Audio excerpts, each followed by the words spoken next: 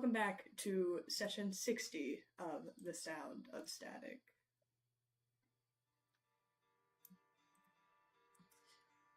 Absalom Station is the hub of intergalactic activity in the Pact Worlds. It is the largest space station within the system, with a population of around 3 million who call it home. It is the central location for several galaxy-renowned organizations such as the Stewards Peacekeeping Force, Starfinder Society, congregations of various religious groups, as well as a bustling hub of commerce for many different businesses.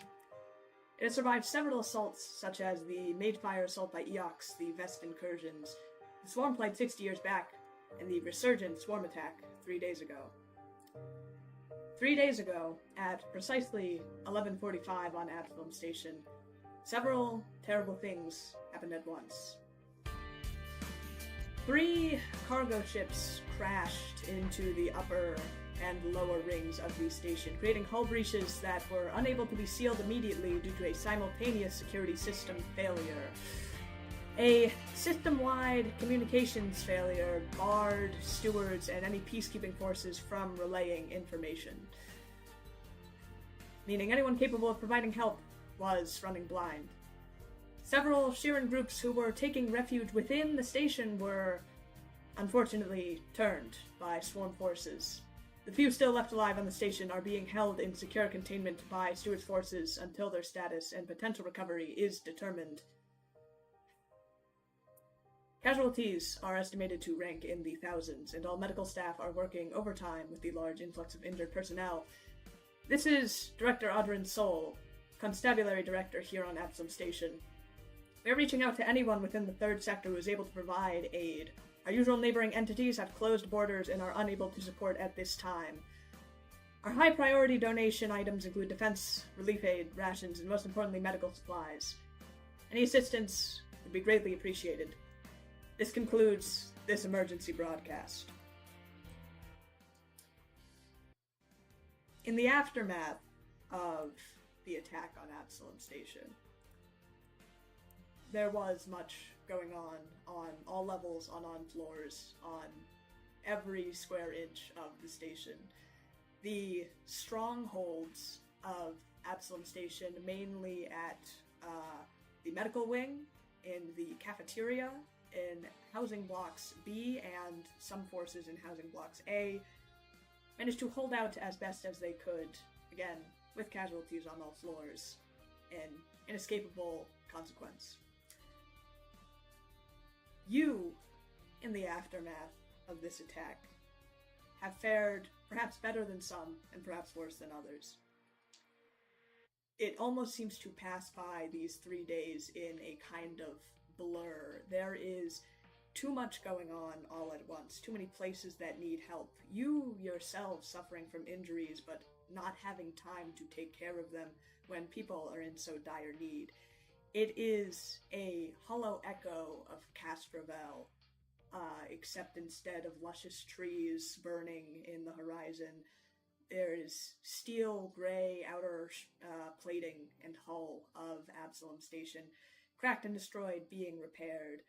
You pass by ad hoc defenses, cabinets, furniture stacked up in hallways, some locations having more robust defenses, these walls that you remember from Castrovel, from Nerium armaments, hastily put up in the last kind of stand of these old locations. And you have been helping with the relief effort, as is the stewards, as is much of the Starfinder Society. There is little time to reconnect with your crewmates, except for very briefly, everyone rushing to find their loved ones and rushing to find people that need help. In the 3 days after this aftermath, you find yourselves perhaps doing what you have been doing for the past 3 days.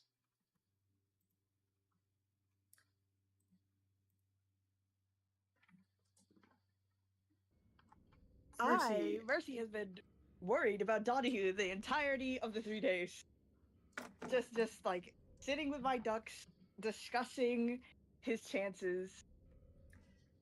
Mercy, you are seated, you have spent probably the past 3 days entirely sitting in the medical wing of Absalom Station.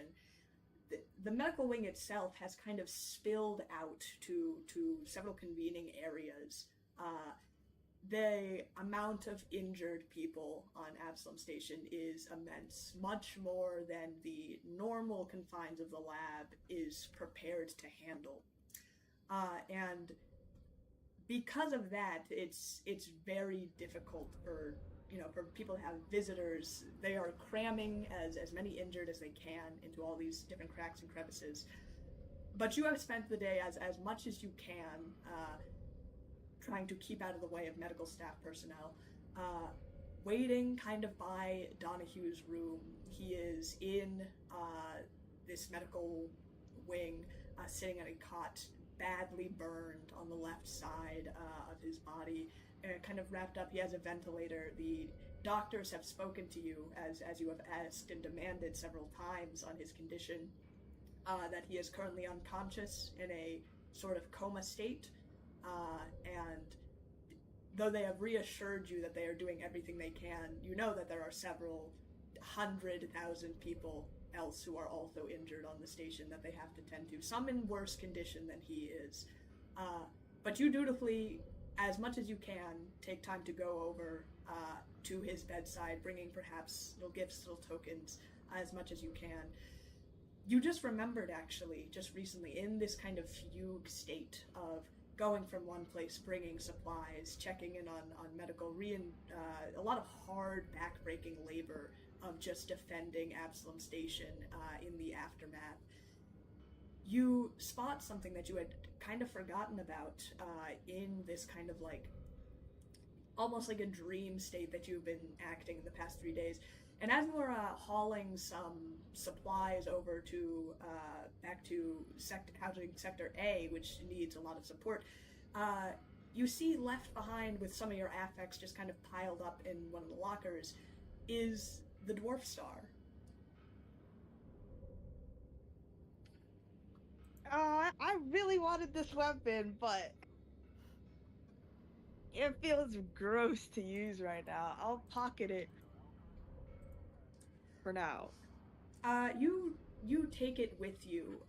There is kind of like dust and debris still scattered on it. There's a couple of specks of blood, actually, that you quickly wipe off, not wanting to see it. It is very heavy kind of in your hands without that kind of magic activating it, but you kind of haul it up into your arms. I'll put it deep into my pack. Thank you very much. It weighs heavy on your shoulders of your pack. Okay. Is there any way I could check on Flemeth? Is his sister still crazy? What a good question. Flemeth, it's really hard to keep track of anyone currently because of all of the chaos of everything that has happened. You know that Flemeth was with the cafeteria crew. You are aware, or you have heard, that there have been some, swarm prisoners, if you could say, that have been captured, the ones that are not dead, the ones that have not vanished from the station, that some of them, very few, are being held in containment in the, essentially, Steward's Brig. Whether Flemeth's sister is also contained there, you are unsure of what exactly that aftermath was. Okay. Suppose I'll go check in with my crew then. Are they, at our ship? Trying to get in contact with the crew has been very difficult for the past 3 days. Obviously, you all have... I don't think any of you actually have all gathered together. Lots of you have had different things going on. Kasuk, you had messaged with, and she, mostly messaging Sobek through her terminal, but she had sustained some injuries, nothing too bad, nothing lethal, and she has been vehemently helping with the kind of reconstruction effort You know that Vernon was with Venice, helping out in the medical wing. Whether he is still doing that or anything else, we're unsure. Hawk obviously has family on the station that he immediately went to tend to. You haven't seen him much at all. Meridian, you also have not seen much of, being elusive as she is. Has Hawk said if his family's alive? I never got to check. I think he has. A Hawk, being who he is probably had the wherewithal to update you guys on both his condition and that he has reported that everyone in his family was fine. Most of them were in Housing Block B with the rest of the support, it being kind of more supported than other places on the station.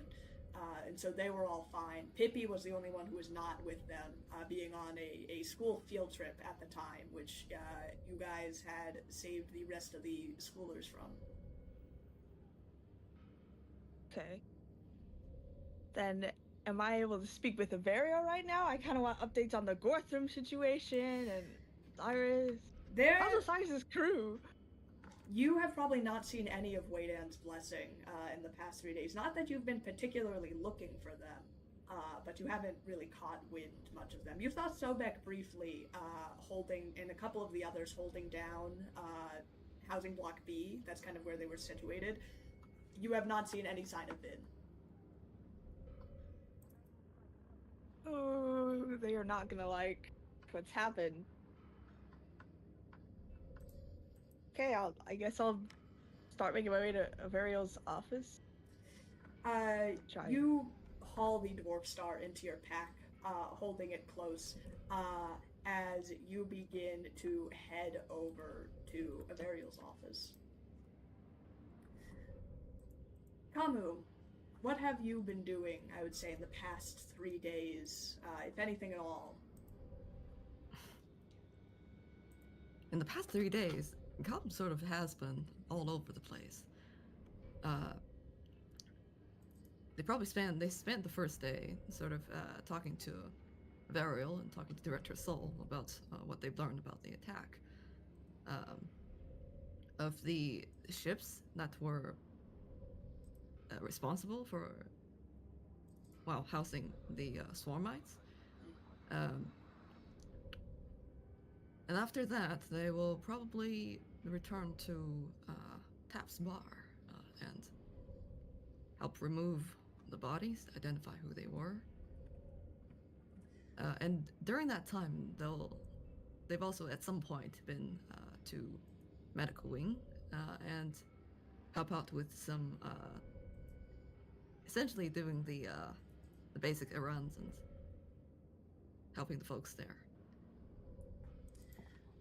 You head over to the Taps bar in, I would say the first couple of days. You are maybe probably one of the first people there. It's not a high kind of priority area in the following days, but you head over, you recognize a couple of the regulars, maybe people who haven't spoken to you directly, but people you had seen out of the corner of your eye, people who had waved to you, people who were familiar that you were also a regular, and you haul them out.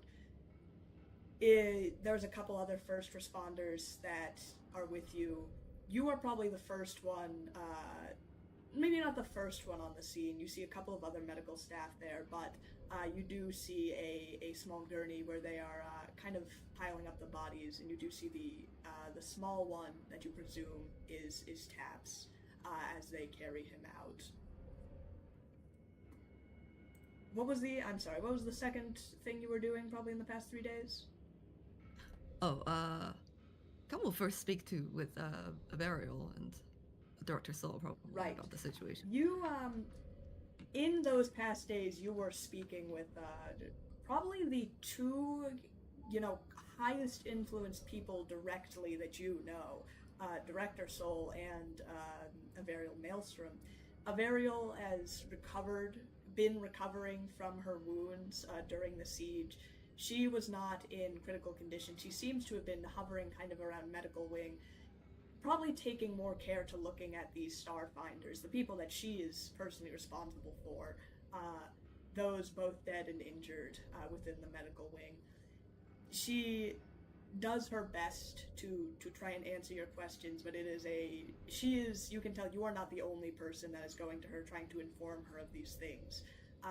Very similar with Director Soul, is trying to kind of reel everyone in, figure out exactly in the aftermath who was lost and what those numbers were, and getting that concrete answer, since comms was down for such a long time, is a very tricky process. They're still getting kind of the missing reports, trying to filter out who is alive and who isn't. You essentially get a polite but terse kind of comeback later. There's too much things to do right now. Anything you can help with the aid effort. The top priority right now is to make sure that everyone is safe, and figuring out why this had happened is something that is just going to have to wait in the next day or so.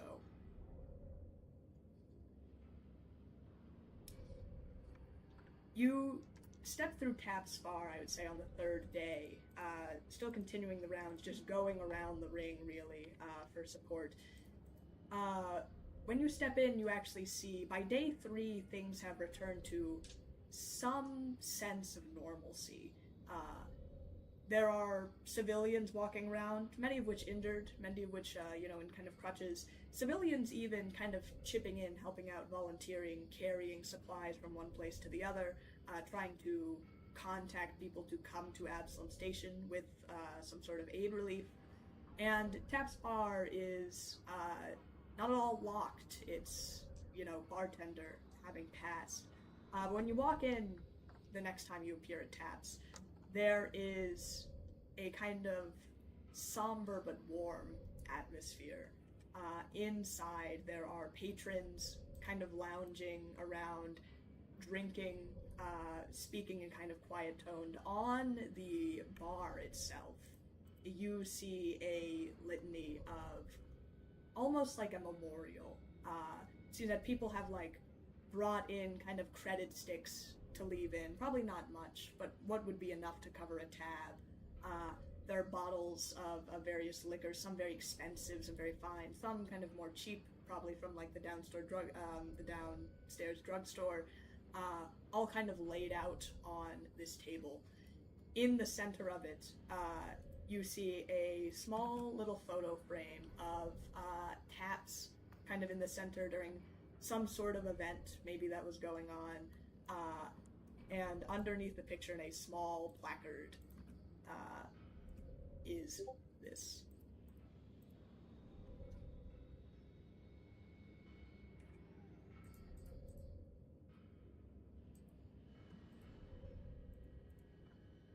Captain Huxley. Do we know who that is? That is under Taps's photo. He's like a twin? Oh, that's the brother he was talking about! Huh. Jackson Huxley. Wouldn't have guessed.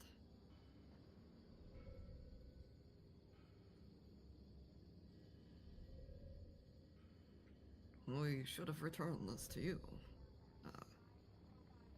Come knelt down in front of the, come get on one knee in front of the, this little, ritual ceremony that's been set up.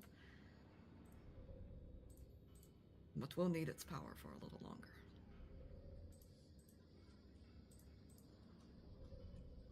I promise we'll return it one day.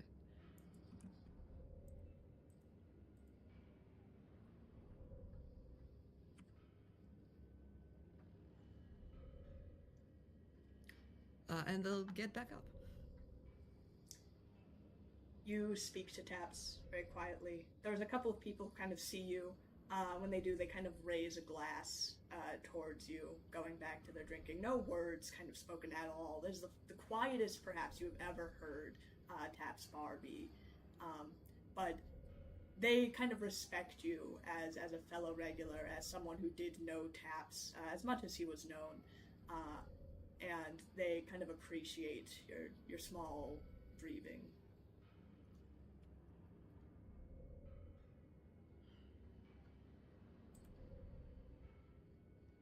Has anyone here seen Goran?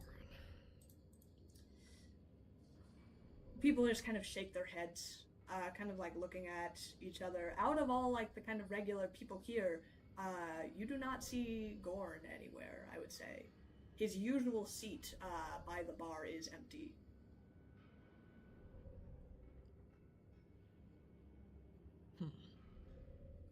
We see. Maybe he was fortunate enough to dodge a bullet.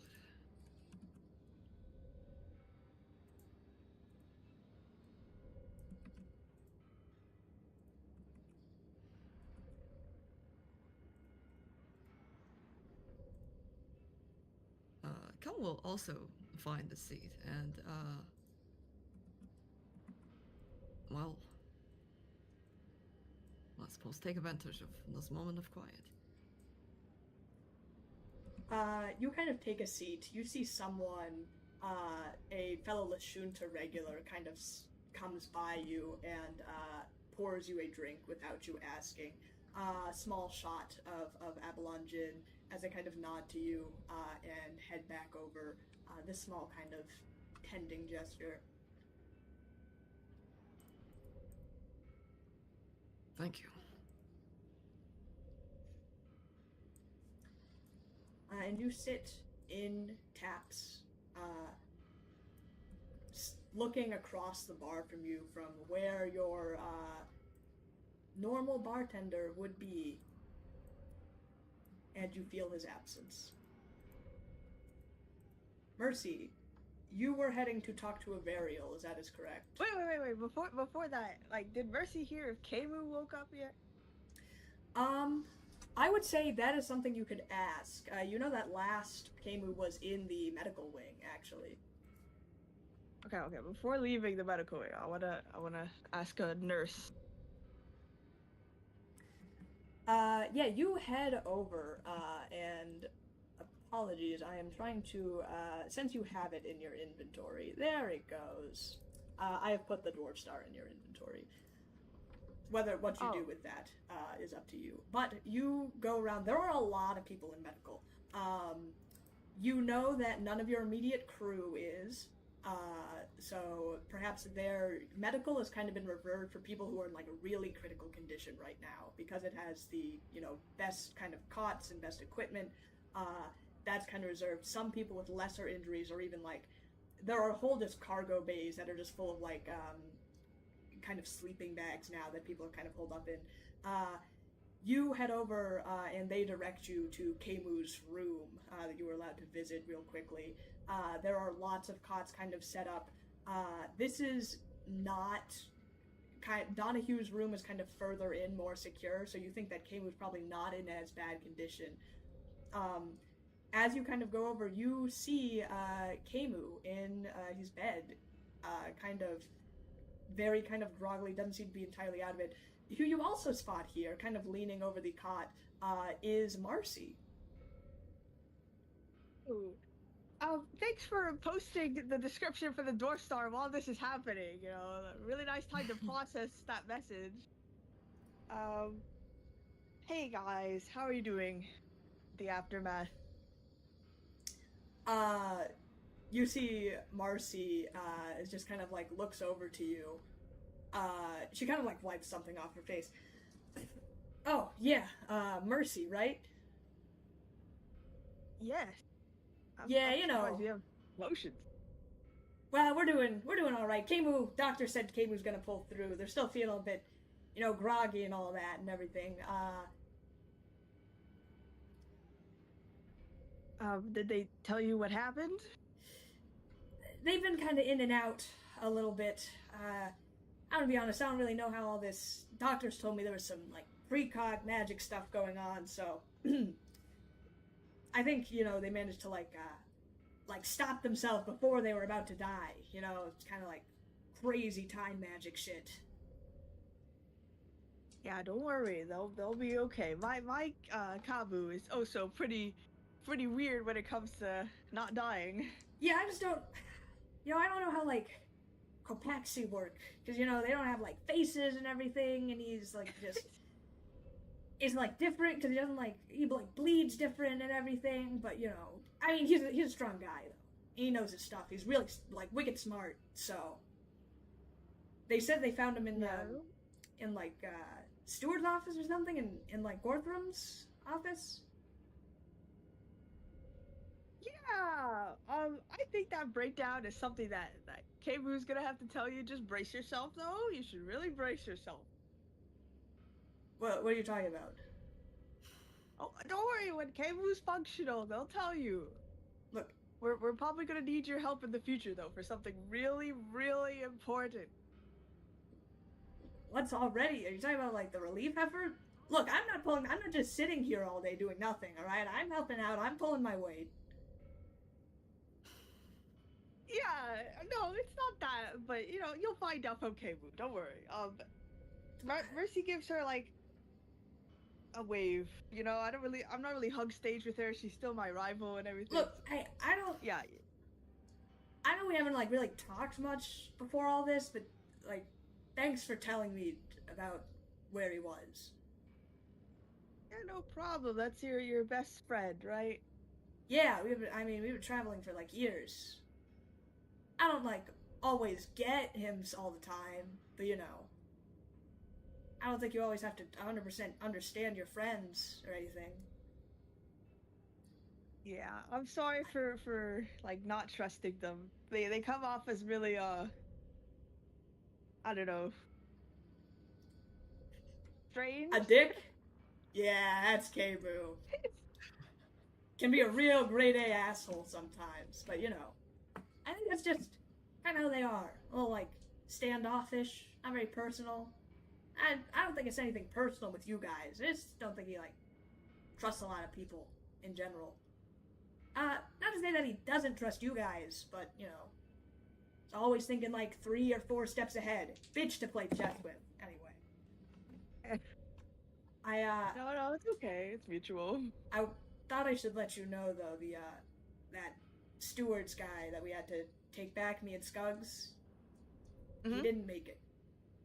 We really tried though. Oh. I just figured someone would know. I know they're like trying to figure out accountability and everything. I don't know. That is not something that Mercy wanted to hear when her own steward space dad is still in bad condition. I know you. At least you tried. Yeah. At least you tried. Sometimes you wish you could do more. We'll talk about that right now. Yeah. I'm gonna. Where I should report to all for this? I was gonna head to a burial. Yeah, Varial's been kind of swamped recently. I don't know. It's usually kind of like something Osiris would do or something. He usually just tells us what to do, but yeah, I know the rest of the team's over in like Housing B right now, or has been all over the place. Frankly, I haven't seen anyone since. Aside from like Skuggs, but. Oh, has Vin contacted you at all? Vin doesn't contact me anyway, usually. She really only talks to Osiris. She doesn't, talk. I don't know if you ever, met her, but... What's their relationship? Why are they so close? Did they know each other before Waydan? Vin and Osiris? Yeah, I think so. I think, they were, the first two that were in Waydan's Blessing, out of our current group. Definitely before us. I think it was them two first, then me and Keimu came in and replaced a couple people. Then we got Sobek, and then Skuggs was really new, frankly. I don't really know what their history is. I do know they're, pretty close. And when I say that, Vin doesn't talk to anyone, and yet, Osiris seems to, know her pretty well, so, maybe she talks to him or something. You think there's love gossip there? I have tried. Vin punched me in the face when I asked about it, though, so... Oh. Yeah, and she doesn't really talk to me or anything. I don't know if it's like that. And it's kind of just people that you've worked with for a really long time. Someone that you, trust. Trust is kind of a hard thing to build, Yeah, especially with her. She ghosted me when we tried to talk to her. Literally. Yeah, like, totally. Like, that happens to me all the time. Yeah, it kind of sucks. Then... That's because, like, no one really talks on our team except for, like, Osiris. And Osiris is a cool guy. Or, like, Skuggs, but Skuggs is fucking annoying. Honestly, Kame and me are tight, so... So then, if Osiris ever went rogue and, like, I needed your team to talk to him out of it, would you be able to do that? Osiris going rogue? What, to, like, save a burning orphanage or something? Or to, like, I don't know, stop all of pollution or something? That's the only situation I can see him going rogue. Say he, like... I've showed Vin this before, and she said, like, oh, it's impossible for Osiris to get mind control, but just say he did. And he needed his team to snap if Osiris got mind control, all of us would be fucked. Oh, why? He's, like, crazy strong. I mean, like, all of Waydan's blessing, yeah, we might be able to take him down if we, like, really had to. But, I mean, he's a fucking crazy mystic, dude. Yeah, that's what I was worried about. What about diplomacy, you know? Can you talk him down? Why, we don't I mean, you can talk him out of anything. I mean, it's like, look, not to speak ill of him or anything, but he's a real fucking bleeding heart type, you know? Anyone with, like, you know, some semblance of, like, a sad, like, kind of past or anything, he almost, like, forgives him right away. Thing is, kind of, that's why Vin's kind of a good, you know, partner for him. Because Vin doesn't take anyone's shit, no matter what happens. You know, Cyrus will forgive anyone for saying anything. So they kind of balance each other out. Honestly, that's how it works. I don't think he's gonna forget. He's not in the forgiving. Did Kabu tell Mercy about, like, everything they saw in their vision? I would say probably you two specifically have time to reconvene after, you know, Absalom Station and everything. So I'd say any information that you wanted to share between each other, you have shared.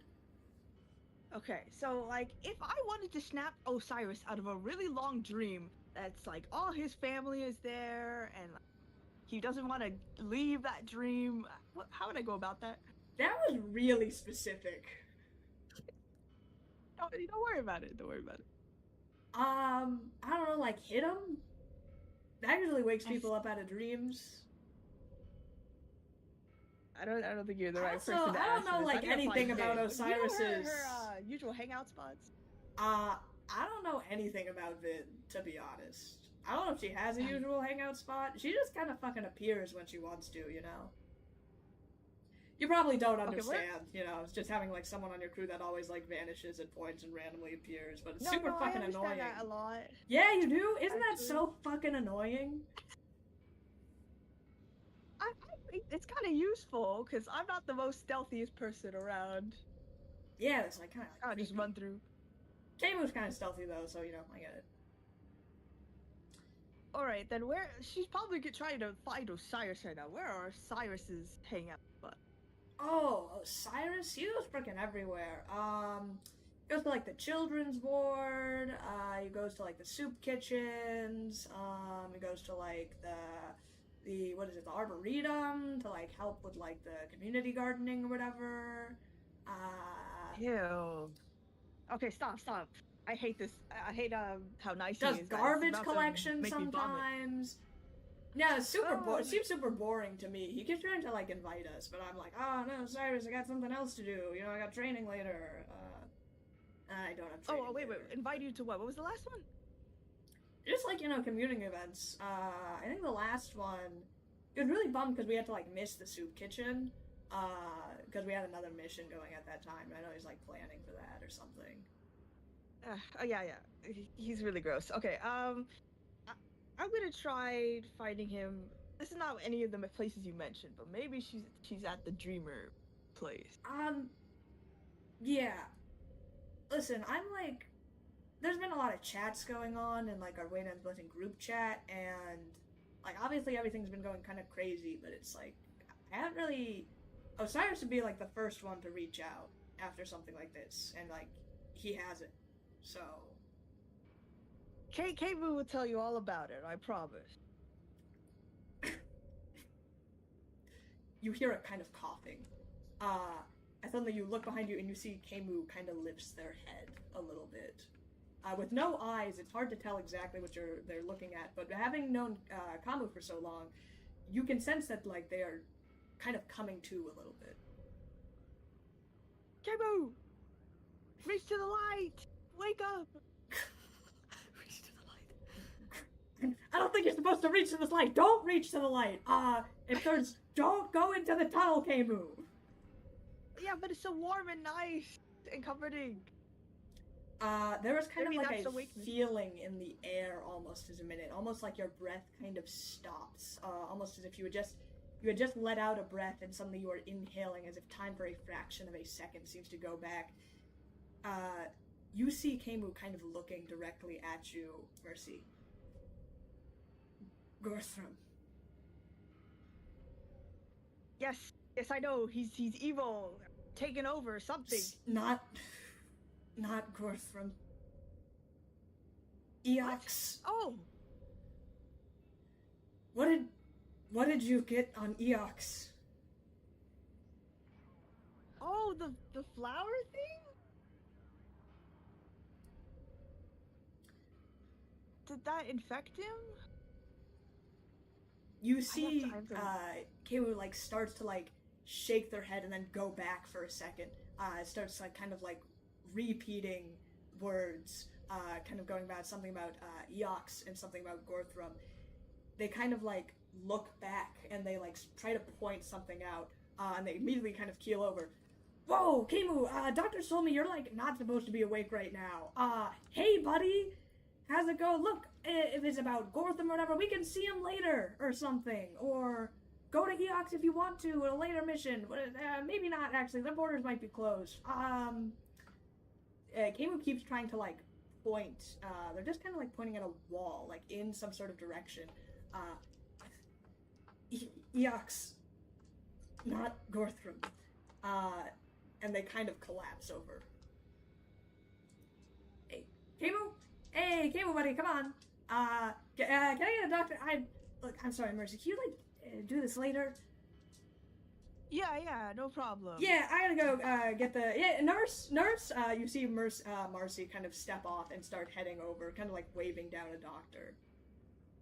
It seems like Keimu has fallen back into unconsciousness. I'm gonna immediately message that to Kamu to figure out what the hell just happened. Because they're the thinker, and I'm gonna try and follow the direction that Keimu pointed. Okay. Yeah, Keimu seems to be pointing in like a general direction somewhere. You head out, you see Marcy is bringing over another specialist to go over and help out with whatever Keimu's condition is. You start heading in the vague direction that they pointed in. Yeah. And as that is happening... Let me talk to Shoulder Kamu real quick. Hold that brief thought, because we're going to talk to real Kamu. Kamu, you finish your drink at Taps, and you get a note, a message on your comms terminal from Mercy. Or frankly, Mercy, you could just call. You could just call. Okay, I want to call. Kamu, pick up! What is it, Mercy? I am super confused right now, alright? Keimu just woke up and said something about Eox and not Gorthram, and I was like, at first I was following, not Gorthram means that he was taken over, right? Or it could be that not... Yeah? Mercy, slow down a bit. Eox, so Keimu traced it to our mission on Eox. I guess. I think they were confronting Gorthram about the mission, and then they got attacked. Something about... So when we went to Eox, there was a flower, and there was solarium stuff. Right? Yes, we've found the plant within a ancient Solarian temple. And then we gave it back to him. Averio never translated what was on the walls. Maybe it was a warning about whatever that plant was. Oh, we gave it to him! Yes, that plant is now in possession of Gorthram. It's not? Who did we... What? Yes, when we reported. Well, when we filed the mission report, and we gave the plant to Gorthram. Or fake Gorthram. So what did he do with it? Maybe it helped him control Osiris? Do we have to go back and get another sample? Oh, maybe we can investigate his office. Maybe there's remnants. That's what we were going to suggest. Okay, you go there, and I'll meet you. On your message, it says something about pointing in a certain direction. Oh, yeah. I gotta go there first. Alright, so then you investigate Gortham's up. It could be whatever the thing we're looking for is within Gortham's office. We're not sure. Can I check the map? Is there any like big locations on my way in the direction I'm going? Sure. So from where Kebu had pointed, you see they had pointed generally east from the medical wing, which would be in that kind of direction is kind of the cargo bay in the end, but mainly Starfinder headquarters. Okay, that is his office then, probably. Maybe. Then we are on our way. Okay. I'll see you there. Kemu, you turn off this ball, still in Tap's bar. Just the last remaining dregs of your drink left. I said, Kemu? Kemu, you are dead. Kamu, you are in Tap's bar.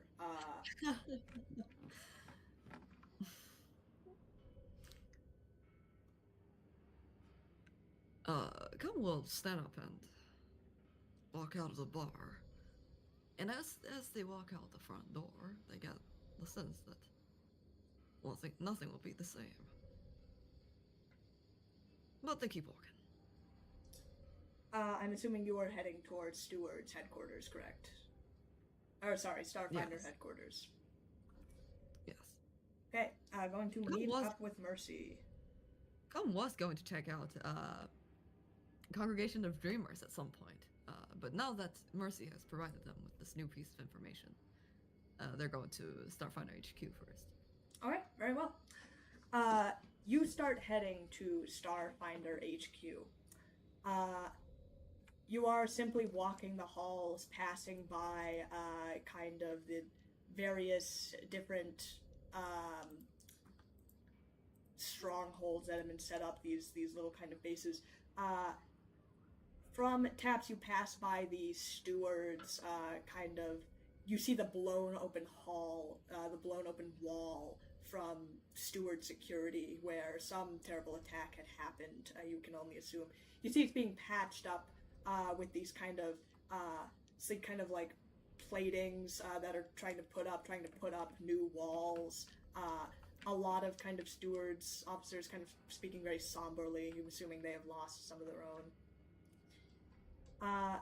But continuing down the hallway, as you are passing by different kind of people in need, different people who are helping the current crisis effort, you see a familiar figure, actually, for probably the first concrete time since, the 3 days since the siege.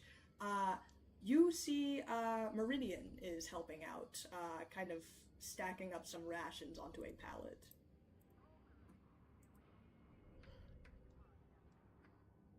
Got mouths to feed. She kind of stops for a minute and she looks over to you. You see that she is, in fact, not wearing the scarf that you had last got to her. She packs up her pallets, she kind of turns away. A lot of help needed on this station. Can't just sit around doing nothing, I suppose. That's generous of you. I suppose so. So, is the great Gangster Meridian going to transition to charity now? What, and take your job? No, I'm not. Congrats on surviving, by the way. You see her kind of like pick up, you see that your scarf is kind of folded up, kind of next to the pallet. She picks it up and she throws it at you.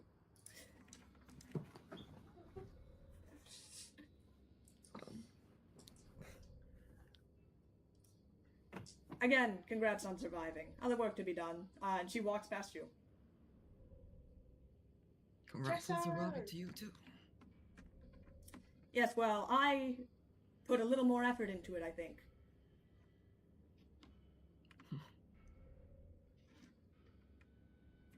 As we would expect. Do you have something to be doing?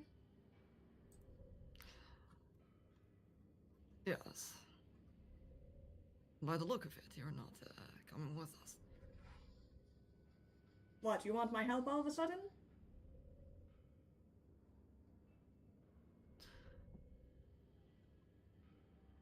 Meridian takes a couple steps forward. Is there something wrong? Why don't you tell me? I had a talk with Hawk yesterday.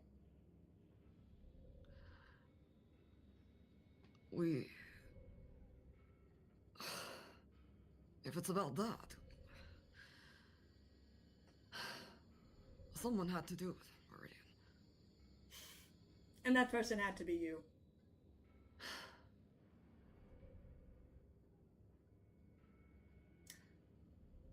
Do you ever wonder why you do it, Kamu? Do what? Tell me why.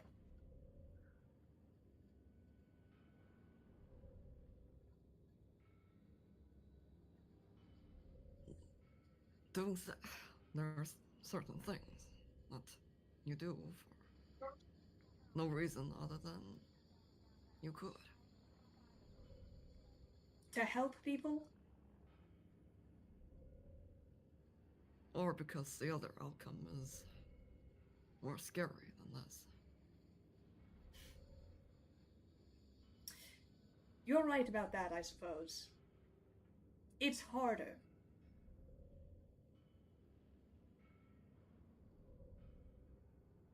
We didn't want to lose you. She turns around and she starts walking. I can't believe you.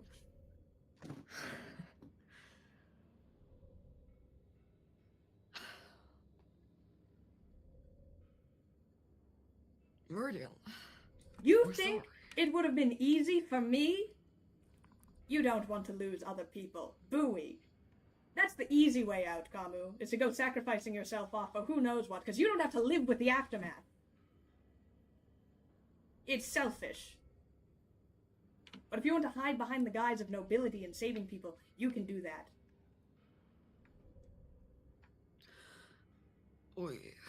Did you think that Hawk didn't want you to go blowing yourself in a shuttle because he considers you his family?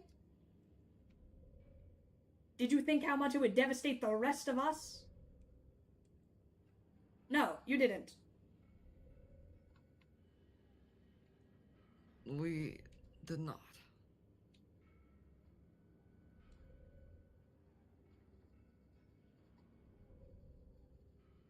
We trade the world for that shuttle, but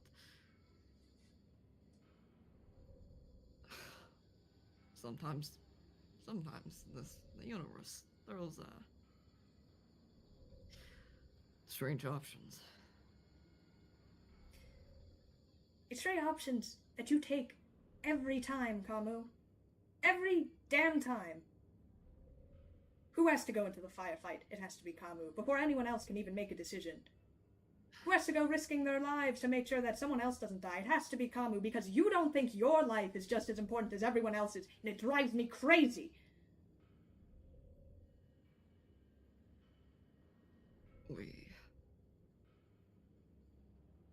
Maybe you're right.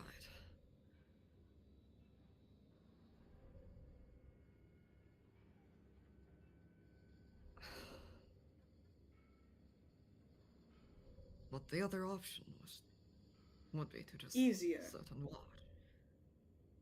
When we woke up and we were all alone, there was never much weight in anything we do. We were free, but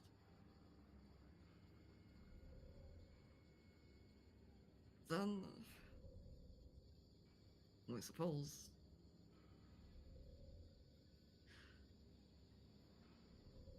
in doing things that don't help others, it helps us find a sort of meaning.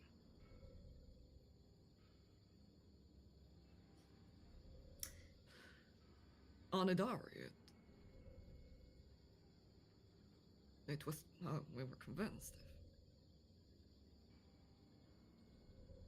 if our life could exchange for you not having to, well, live with having destroyed and have a civilization, then it would be worth it.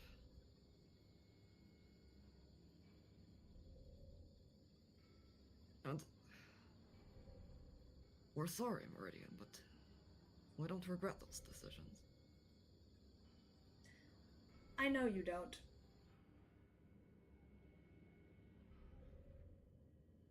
That's what makes this even worse. But, well, can we, at the very least, ask for your forgiveness? I'll get out. Kamu,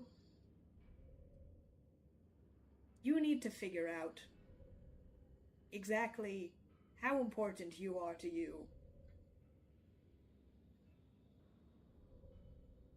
Because watching you risk yourself every day for nothing, it's painful. And if you want to do that with the rest of your life, then you can. But I'm not going to sit here and watch. Oh. We understand, Meridian.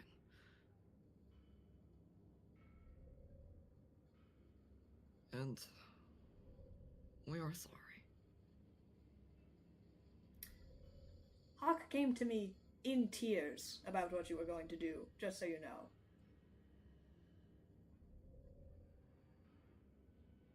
Maybe it's him you should talk to.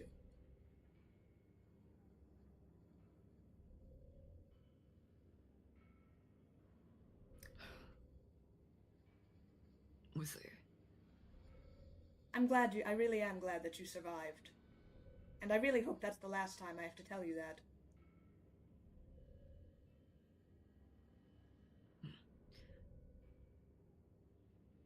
Yes.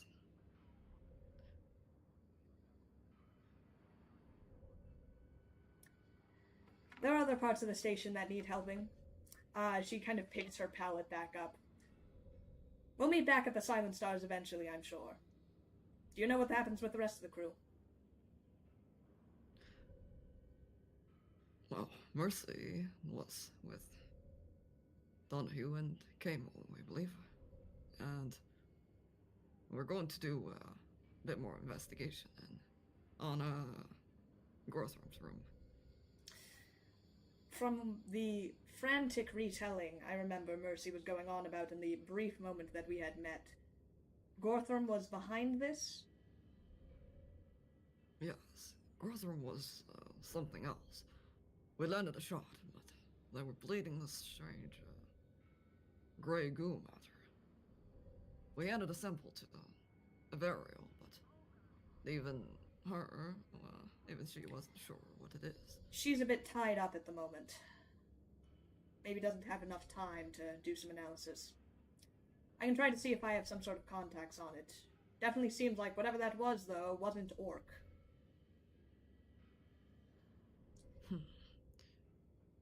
Yes.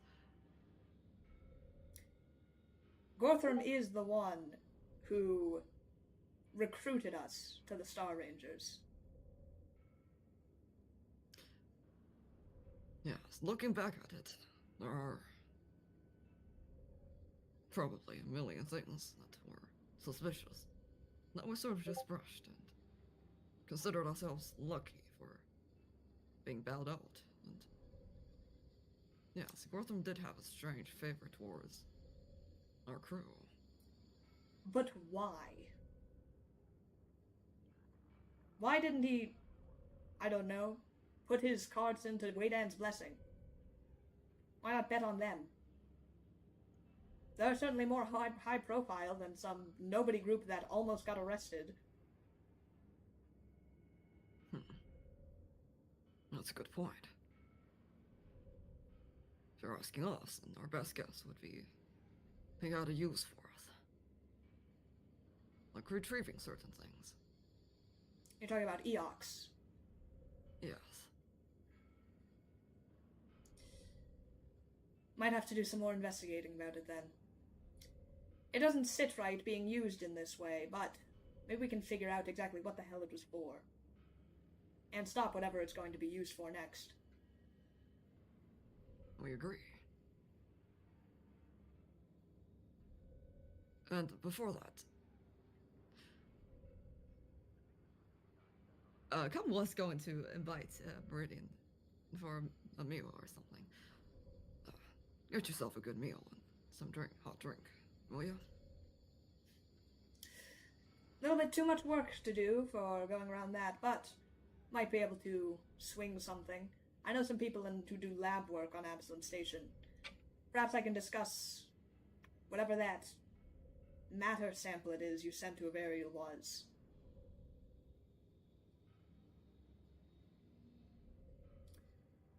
I don't know if you eat after being a newfound roboticite or whatever it is you are, but you should make sure you keep your health up.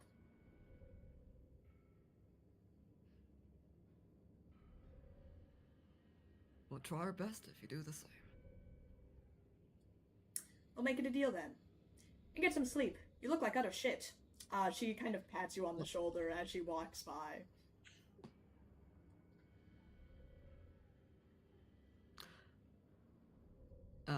Colin's feeling really guilty right now. But they'll pick up the pace and head over to Starfinder headquarters. You head over to Starfinder headquarters. Mercy, you are already there. You arrive. The general direction that Kemu was pointing was just to Starfinder headquarters. Nothing else than that. You can kind of discern from how far away he was. But what do? There is a lot of kind of bustle around. You would assume that most of the Starfinder forum is here. Yes, so you arrive at Starfinder headquarters. Presumably the forum is here, perhaps other rangers as well. Where would you like to go, specifically? Gorthrum's office, man. I don't care about anybody here. I need to see what's happening. You immediately head over to Gorthrum's office. Mercy, I don't believe you have been here, during the siege at all. So it has been a long time.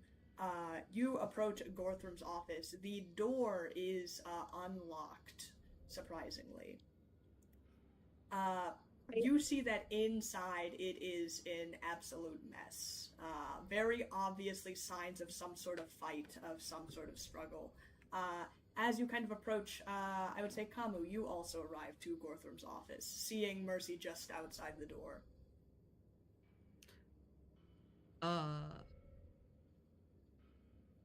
I think seeing Mercy so focused on looking at everything, Kamu will silently pop up behind Mercy.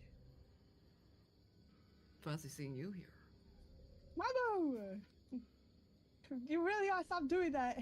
Me and Marcy were just talking about vanishing. You were just, you were too, what? Anyways. You have to be more aware of your surroundings. Someone else might, hit you from behind and abduct you. I don't know. We don't know. Anyways. You're unlocked, thanks. Looks like this room has stayed mostly the same. Well, since after we saw it during the siege. Well, I haven't been here. Have you found something? We didn't really have time to look around or dig around. Kamo was in critical condition. How are they doing, by the way? Right, you said they told you about Gorthram and Eox. Yeah, they're not really conscious quite yet, but they're getting better.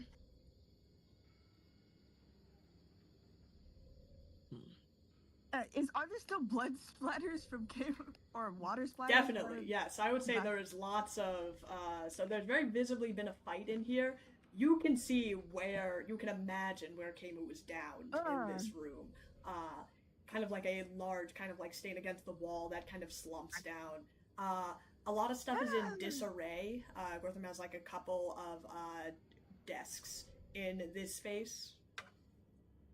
All right, Kabu, you're investigating this room. I'm not touching this stuff. Fine, yes. We'll start looking through Gortham's desk first. Okay, give me a classic perception. Classic perception, coming right up. I'll cheer you on. Let's go, Kabu. Let's go. Oh, no. We'd be better off without the music, but thank you. Perception is a 29 for perception. A 29 for perception. You begin to look through Gorthram's desk. A lot of the struggle you see was here. You see one of the drawers is wrenched open, kind of at an angle. And in there you see, very obviously having been like kind of rifled through, there are bits and pieces. You think that something was taken out of this desk, but bits and pieces in it. You see these small kind of like, they almost kind of like crumble a little bit in your hand, kind of like, almost like kind of like, what is that rock that's in those flat sheets? Not mica. Rock and flat sheets. It is mica, actually. No. That kind of flakes off. This kind of weird flaky material. That is this vibrant kind of like blue color. Kind of corally, actually. And you think that whatever, there were like just residue bits of these pieces. And they're specifically from a rock? No, give me a, what is that check? There's a check very specifically for this. Would it be culture or science? Nope, it is, give me life science. Life science? Okay.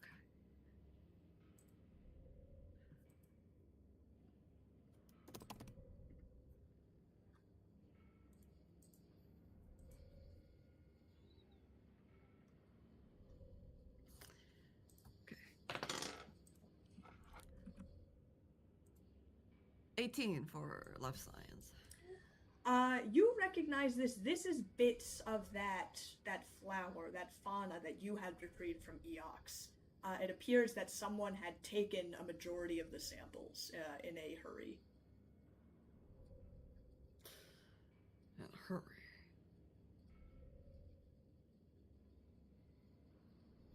Mercy. Do you remember the flower and the fauna that we took on Eox? It was just in the desk drawer? Yes, it was in his desk drawer. Most of it has been taken, though.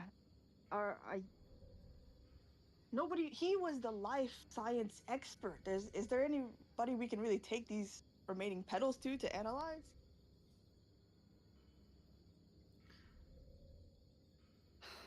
We could try.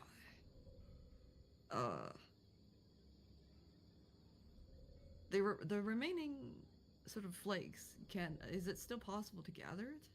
Yeah, you have like a good amount. There are just like you don't have like a full flower, but you have like petals, you can say. It's not really a flower. I believe we were used.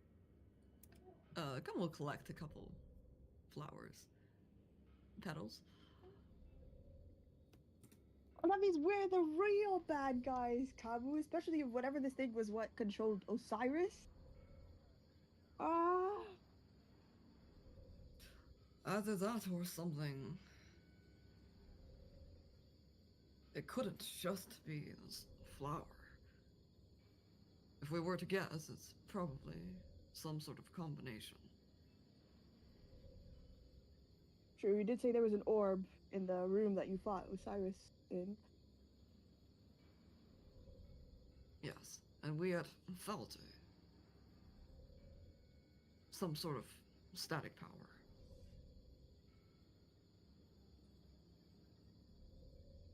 Can we analyze it ourselves if I do a check? If you want to do a check on the like the material, go ahead.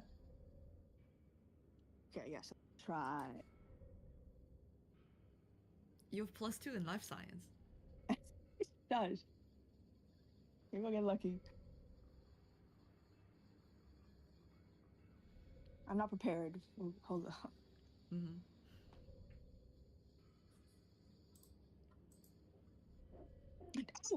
Oh, if you don't believe me, I got that natural 20. Mercy, this is a plant. Oh. It's, I will tell you that, thank you for your video proof. Thank you for the...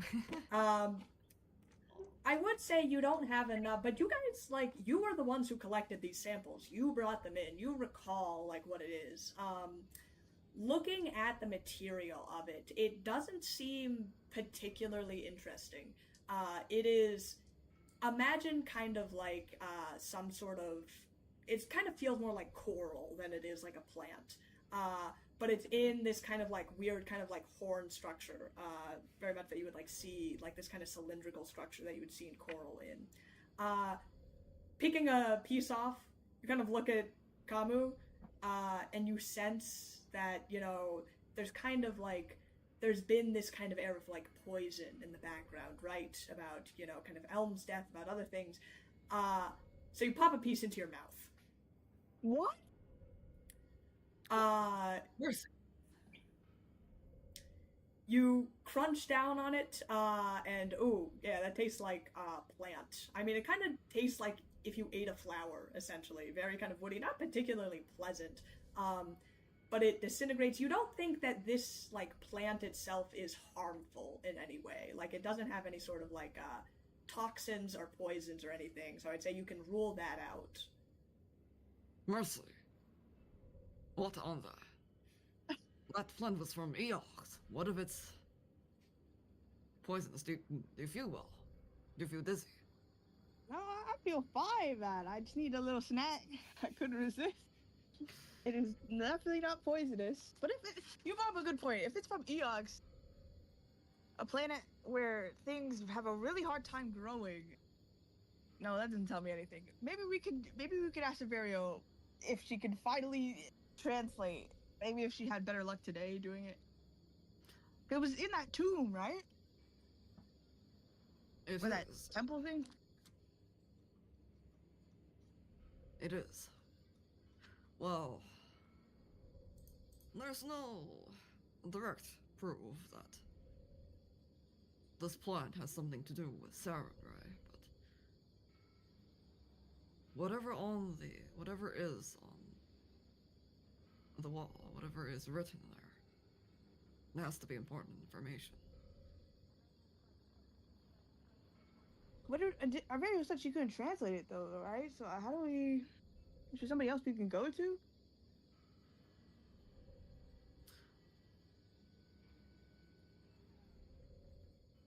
Or did she just say she didn't have enough time? I don't remember what she.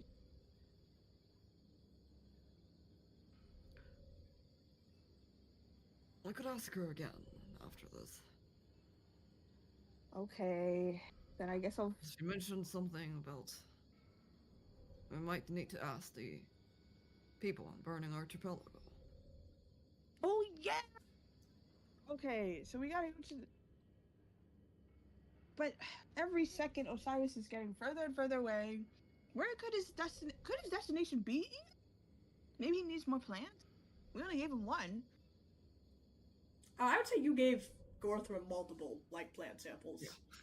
Oh, okay.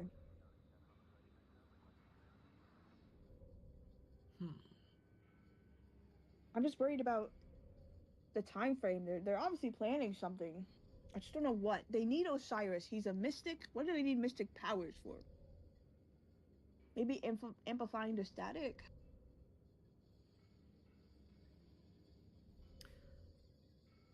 Oh, he does have his own show, and we've proven that static can travel through sound waves, like Swarm might control.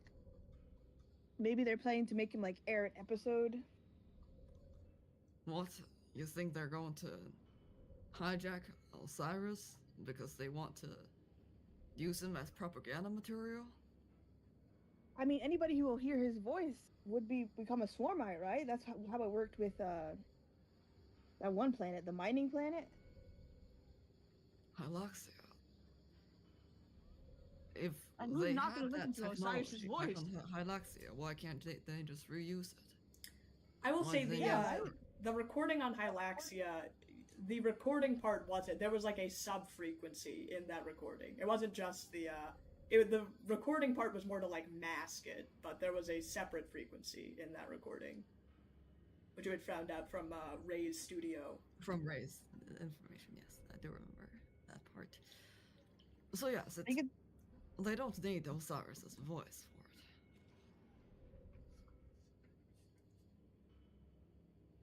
For masking purposes, maybe. Otherwise, I don't know what else they would need it for. Probably going to, now that the internet is all back on. Yes. Sorry, remind us the name of the company of which the ships are, the three ships are from. This was in the report also of what had happened. It was Ship Shape Packing. Ship Shape. Oh. Yes. Com's going to research a little more about the Ship Shape packing. Sure. Go ahead and make a culture check. Can I research if Osiris is having a special soon or something? Oh, can I research if Jackson is okay? Is he airing stuff right now, news? I would say there has been not any kind of Jackson Huxley broadcasts it has been mostly kind of emergency broadcasts, telling people where to go and that sort of thing. Aw, he's grieving. 20 not nat. 30-20. 20 not nat. Okay. You research Ship Shape Packing. There are a lot of more popular kind of shipping companies in the packed worlds.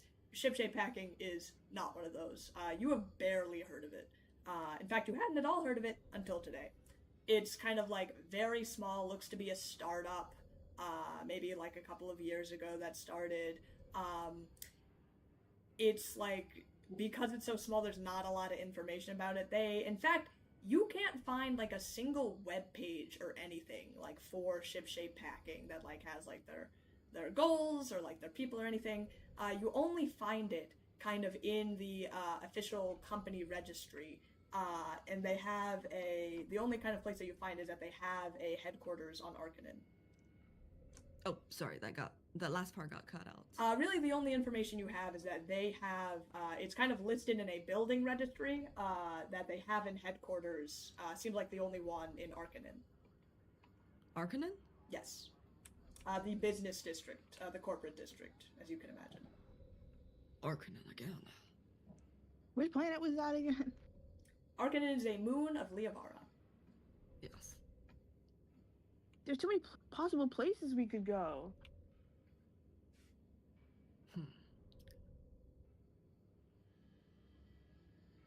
That's also where Trellis and Elmia died. Makes sense that they've been monitoring that. Or they have some sort of connection to Arcanen. Maybe we could have the stewards investigate that, because that feels like more of a police thing.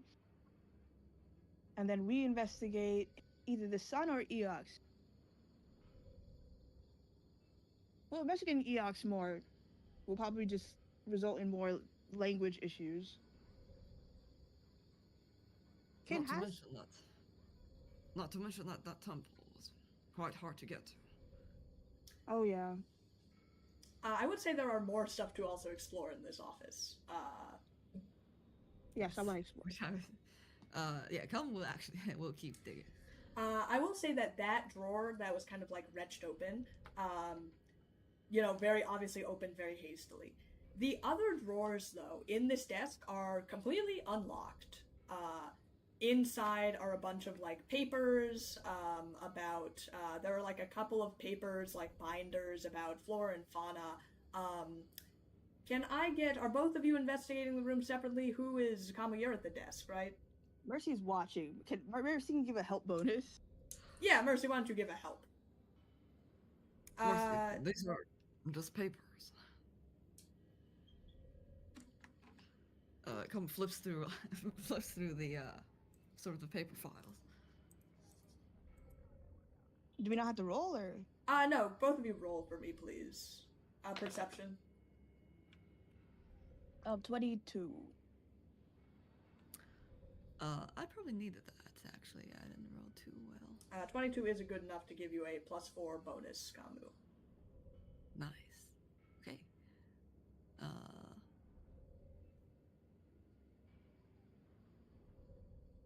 26 then. With a 26, you open up this book, Kamu, and you flip through it, and you kind of cough a little bit, because dust kind of from the book appears to rise up, and you think this book hasn't been touched in a very long time. What's Gorthram doing keeping something this old? What's the label? It's like a bunch of fauna binders about different kind of plants and everything on Absalom Station, and within the Pact Worlds. Castorville has a big section, being kind of like a big kind of flora fauna area. You see lots of handwritten notes that are kind of pointed into different directions about the way that these plants grow and et cetera and et cetera. So he's been dead for a long time. What? I mean, it's Gortham. He's the life science expert. There's no way he wouldn't touch his own flower journal. So that means the last time it was touched is when it was the real Gortham. It's possible. That's sad. But also, what date? There was strange flora and fauna on biomedical industry. And the poison that was used, that we found, where we found home. The one from Sue, do you remember? Oh, she used this knowledge? No, we're simply trying to connect the dots. That'd be too much of a far-fetched.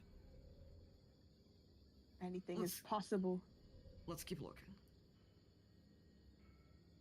Does it have an entry about this flower that we're looking at?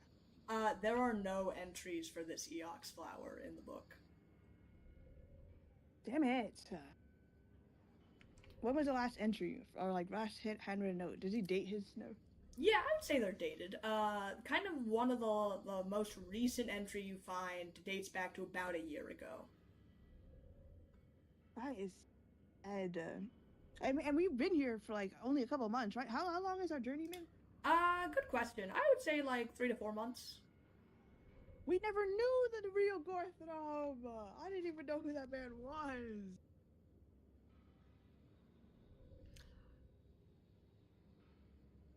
Yes, it would seem that there's a possibility that we never met the real Gorthram. Oh. Mercy is bookmarks anti. What are they called? Symbiosis? Anti-symbiosis armor or tokens. That is so gross to have something crawl into your body like that. Does it note like that he went on an expedition or something for his last thing? No. This book isn't really a list of his expeditions or anything. It's just kind of like notes. So you don't know, like, you have no idea what the last time Gorthram wrote in this journal was. Okay. Anything else in the room? Or of note in the journal? In the journal, no. I will say all of the, all the drawers are unlocked. But it's just kind of like typical Star Ranger stuff. In fact, a lot of the drawers don't seem to be touched, actually. They have, like, you open some and a lot of them are just kind of empty. Others have, again, similar, like, papers, but they seem to have, like, this kind of thin layer of dust on them that imply that they haven't been touched in a long time. Has he been doing his duties? How has no one caught him? Well, we were under the impression that it looks like Avario was handling, was perhaps pulling more weight than some of the other forum members. She mentioned Elms was always doing his own thing. I want to investigate the room more. But is there anything that's been touched? I would say a big of the fight appears to have happened kind of here in this main room. There is a second kind of like bedroom area though that connects to the office. Like the one in Avario's room. Come approaches. Comes going to, if there's a door, comes going to open that door and enter the. Okay. While I was doing that, I want to text Avario that like Gortham's been dead for a year. That's something you may send messages however you would like.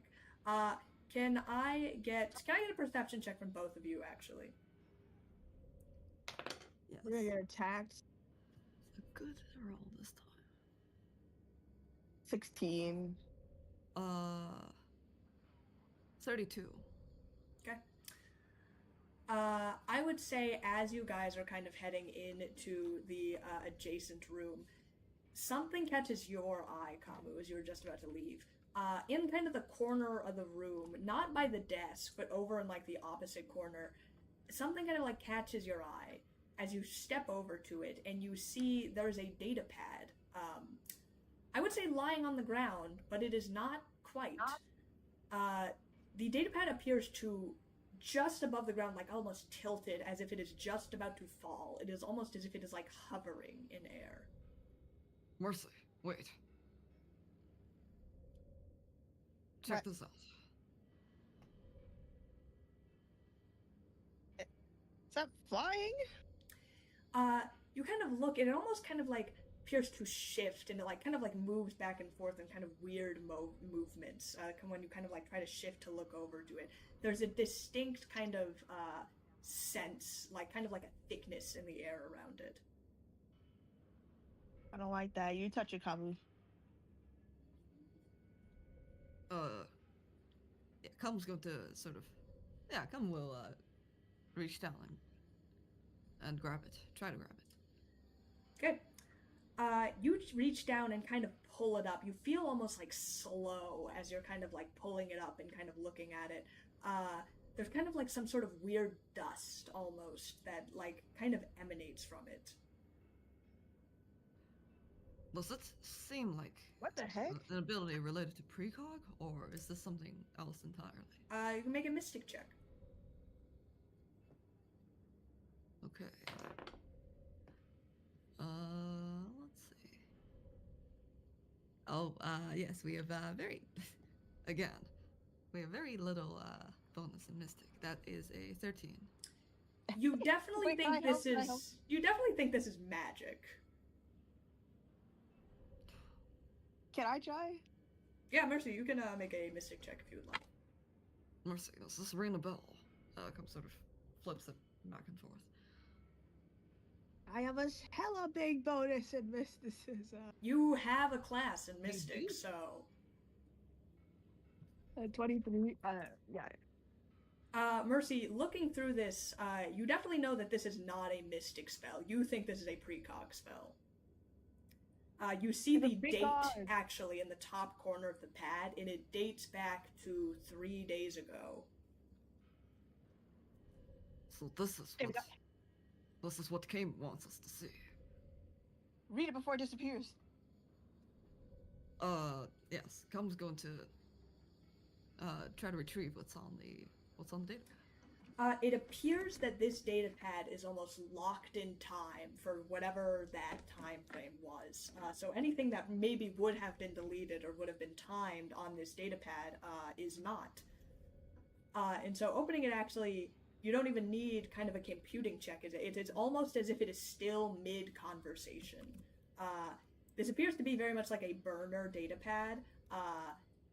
And the only kind of message on it is there is this conversation between two unknown numbers, one obviously from the data pad. I need more stuff.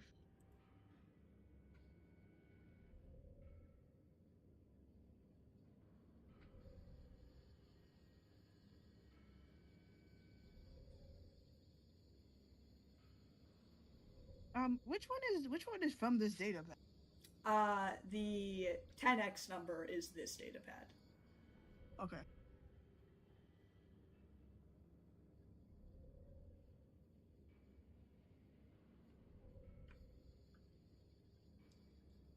Target.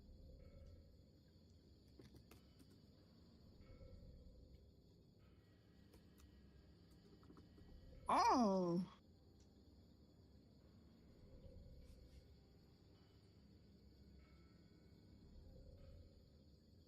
Whoa! Icarus, Starblazer, Castrovel.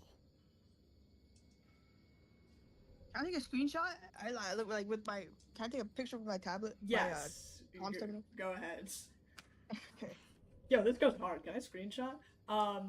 You do keep evidence of this transcription.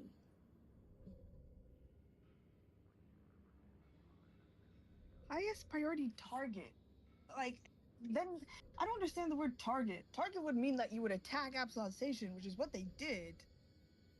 But I guess that's not what they mean.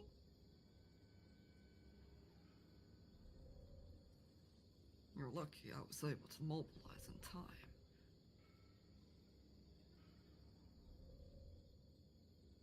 This person, I'm trying to figure out who they are by the way they talk. Somebody rich.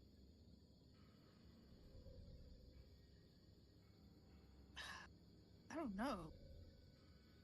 And the fact that that's Sue or whatever left this here means that they're probably throwing this person under the bus. Or maybe, oh wait, no, it's a precog ability, so maybe Kame left it. Oh yeah, you did say that.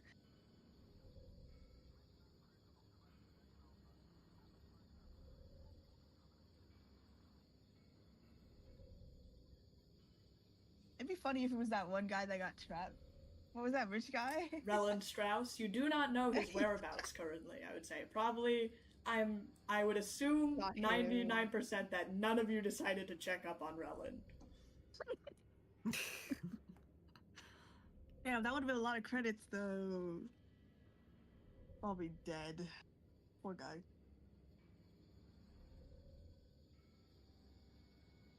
And we can't like touch or interact with the tab at all, right? Because it's frozen in time. Yes, this appears to be like it is frozen for like the duration of this spell. Perhaps one of the last things that Kemu did before falling into unconsciousness. If we can get in contact with this person, we can like manipulate them into revealing who this person was, who the symbiote is. So whoever whoever the symbiote is, they have help. Yeah. Mobilize. So maybe it's somebody from the moon place, Avalon. If this is 3 days ago, is it before or after? Wait, hold on. 3 days ago was when everything happened. It is when everything happened.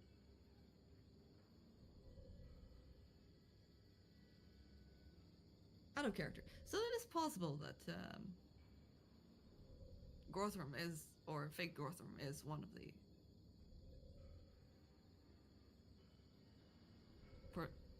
one of the people who sent this message, or like one of the people in this conversation.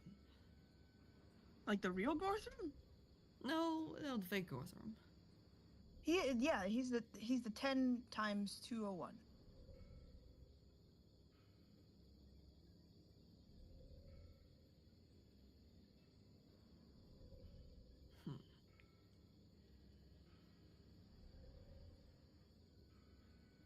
I want to know who this person is so bad.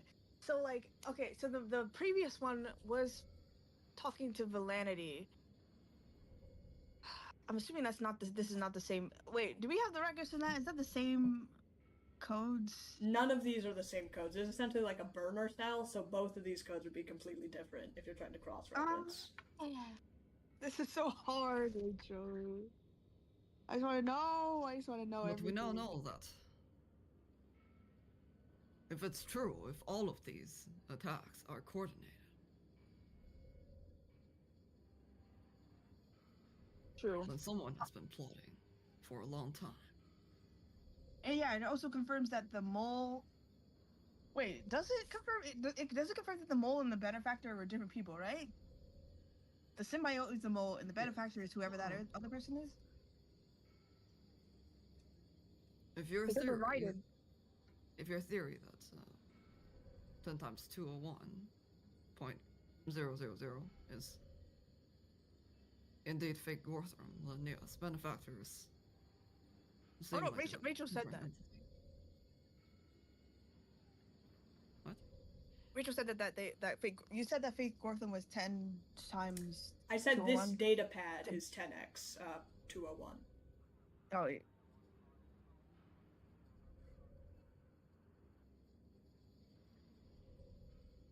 That's gotta be fake Gorthram. Okay, so Icarus. So that could relate back to Holmes' story.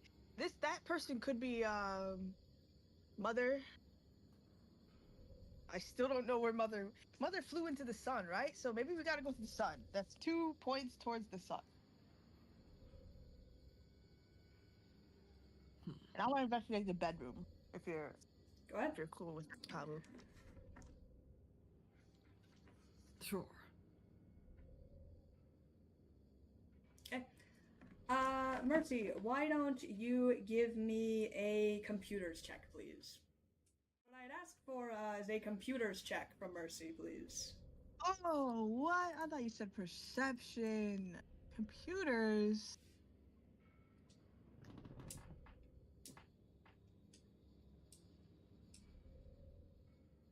Three.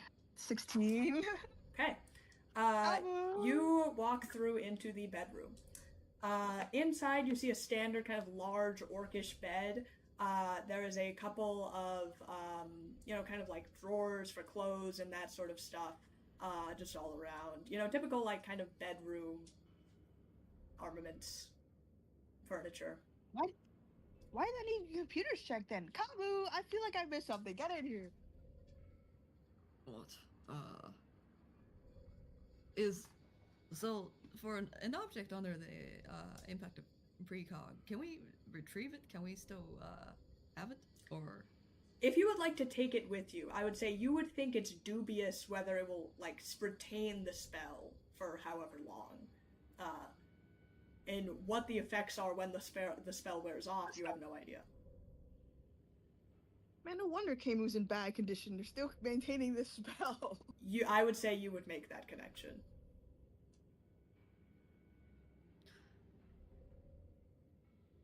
Interesting. In that case, will leave the. Would they not be in the worst condition if this? Hold on. Precog spells are weird. Come, we'll leave the data pad then and check out Mercy. Okay. In the bedroom, can you make a computers check, please, Kamu?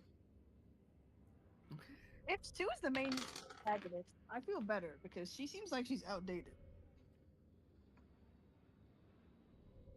computers check. Compared to Pandora, man? Pandora? Oh, that is not our sheet. That is Mercy's sheet. You would die with Pandora's. Oh, that is a good roll. 34 for computers. 34. Just as you're about to enter into the next room, Kamu, you spot something that kind of glints on one of the shelves of the desk. Kind of zooming in, there's this very tiny, what looks to have been placed in this room, a camera. No! Mercy, someone's watching. Come on, we'll immediately walk over and sort of... The camera looks like it's still on, isn't it? Yes, I would say so.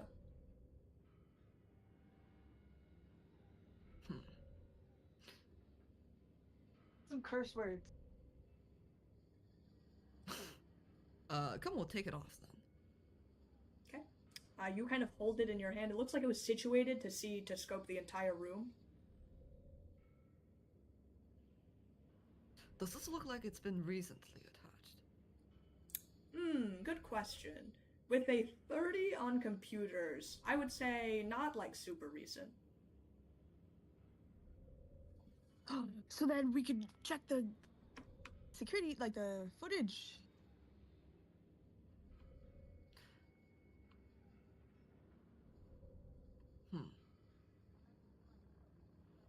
Come pockets the camera. Okay.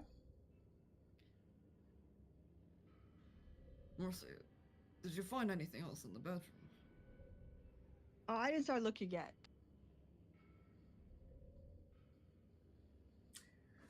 In that case, can I get a perception check from both of you? It looks to be like kind of like a standard room so far. So if it's an orc bed, that means it's a huge, right? It's pretty big. Yeah, it's a pretty big bed. Mercy really resists the urge to like immediately jump into it. Mercy. Now's not the time. 19. But look how big it is. 28. 28 and a, what did Kamu get? 19. 19. With a 38 Mercy, actually, you look at this giant bed, you just gotta. You hop right in, landings flat in the middle. What you would expect to be a very soft and kind of luxurious experience quickly turns to horror as there is like a wet spot in the bed. Ew! Oh my, get up, Mercy gets up.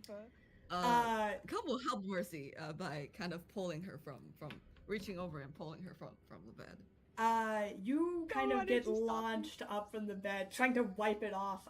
It is not too gross. There appears to be like a large impression kind of in the bed, and it is like slightly damp.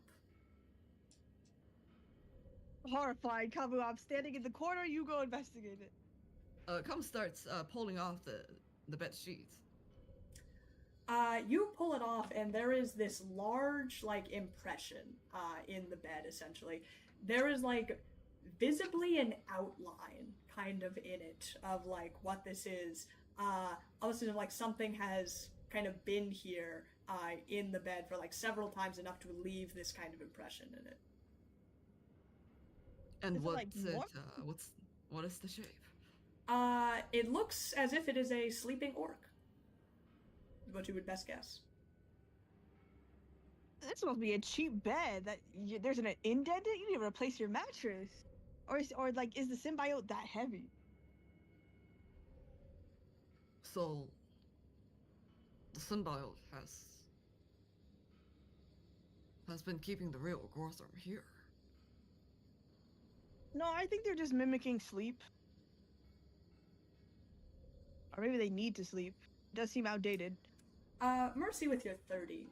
As you were investigating the bed, brushing yourself off of whatever the hell was in the bed, you're also very small, which comes into handy. You're kind of like taking a step back. You notice actually underneath the bed, there appears to be a couple of things. No! Kabu, you can fit under there, right? I don't want to... Reach under there. Come reach in the hand, and the coral part of their arm immediately gets caught in the dent. No! Mercy, that is not going to work. Just cut off your antlers, squeeze in. Fine. Oh, Mercy, look, you're good at this. I You can do touching gross stuff? Yeah, I guess. The other way would be to remove the entire bed. Of which Yes. you and us don't have the proper strength or tool to do. It is an orc-sized bed, so definitely a king or bigger. Don't underestimate yourself, Kabu. Never give up. Fine. Mercy will close her eyes. Okay, maybe no, I don't want to close them. Mercy will just reach out there real quick. There is something I would say in the far. You would need to crawl fully underneath the bed. Okay, I'll turn on my terminal's flashlight, man. I don't want there to be like a dead body down here. You look around and you don't see any dead bodies, I would say. You can illuminate the full space under his bed pretty quickly. In the back corner of the bed, you kind of crawl over because something has caught your eye. You realize what it is once you kind of get there. There is a bedroll underneath the bed. What? There was like a sleeping bag that is underneath the bed. No, I heard what you said, but like, what the... And I will say, nestled kind of into this sleeping space, there is a data pad. That is so weird. Okay, I'll take it under. Yeah, I'll take it out from under the bed. Here, Kabu. I need to dust myself from the copper. Yes. Feel free to do so. There's also tissue paper and down the hallway. I think I need a shower, but thank you. And come, we'll take a look at the bedroll and the data pad. The bedroll seems to be a pretty standard, probably Starfinder issue. The data pad, as you kind of look to it, it seems to be only on one application. It's like a completely black screen. What? Can we boot it up? It's already on. It's been on 24/7 is what it looks to be. You're kind of like confused about what it's actually doing. You see a time kind of in the corner, and it appears to be, you kind of hear something very faintly from it. Is that the security monitor? Turn up the volume. Listen closer, or up the volume. You up the volume. You hear some kind of like shuffling noises as you do. Is that connected to the camera? Is that connected to the camera? Take out your camera. Take out your camera. Oh.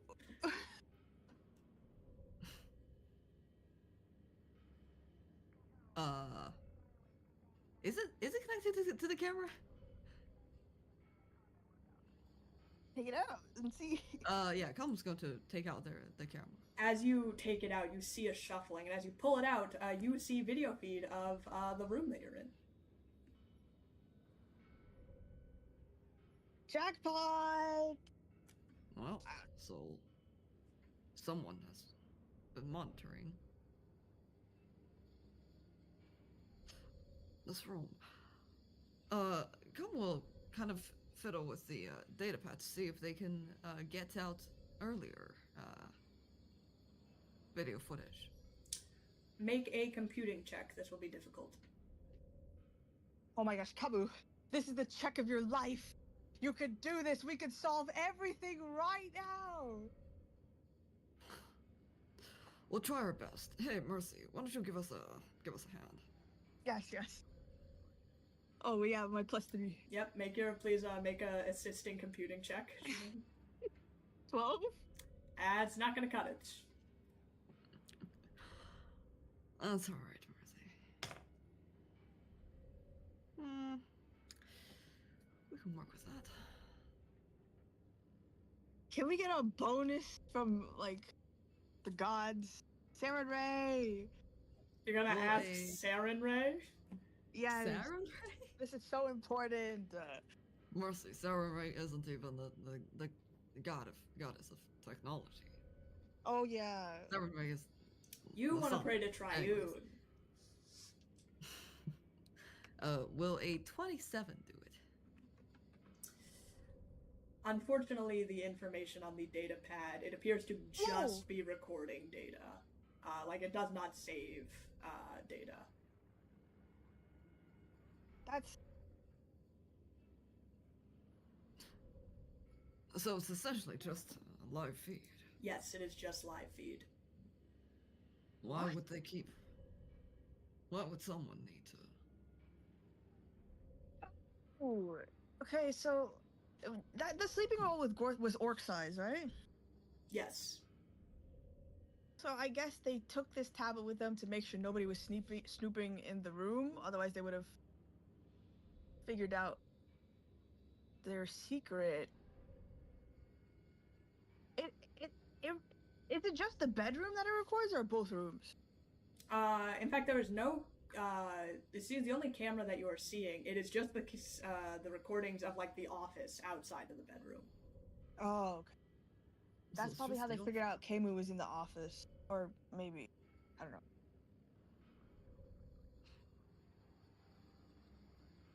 It's possible that's just a precaution of some sort. I was thinking crazy things like, oh my god, they kidnapped the child, and the child sleeps under the bed, and they're forced to watch the video feed. What? Security Why goblin. would they do that? I don't know. So you would, what? Kidnap someone and force them to watch a live feed of your office? I mean, that's what streamers do. That's how they make money. Oh, that's... We see. All those videos on the internet. Weird, At least for weird entities. tradition.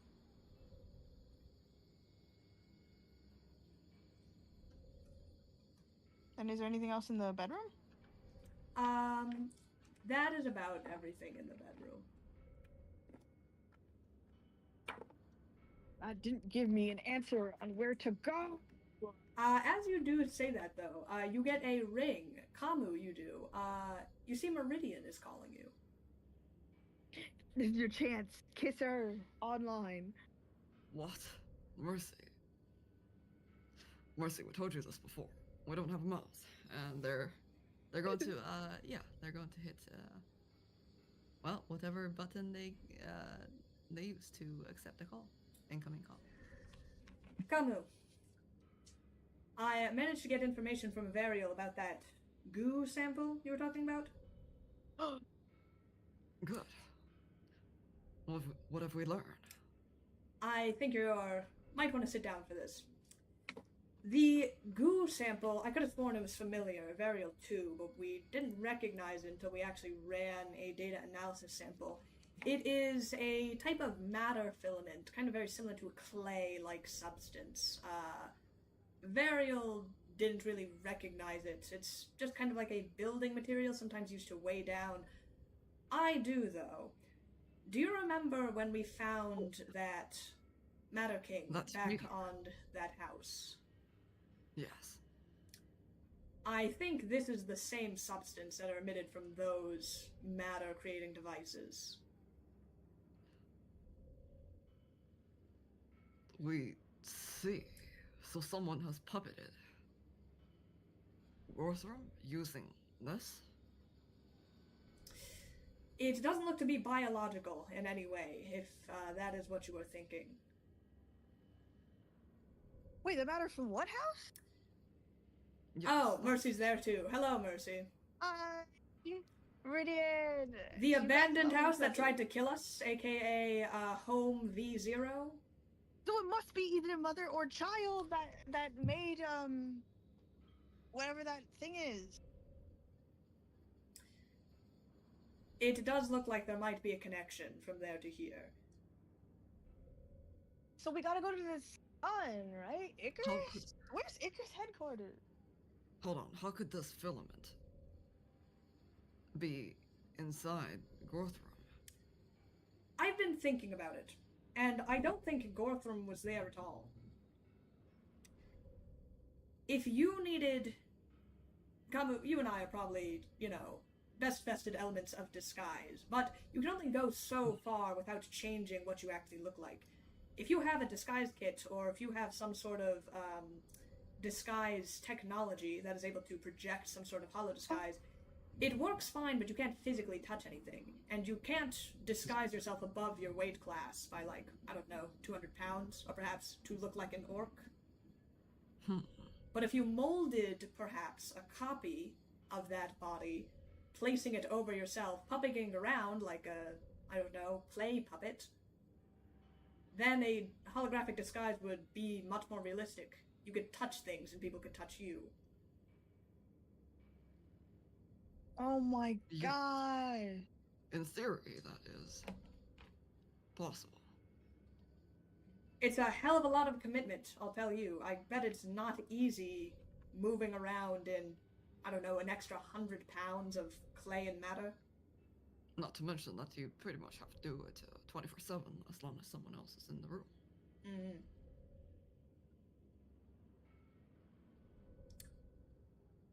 It does make me wonder about how exactly often you see these forum members.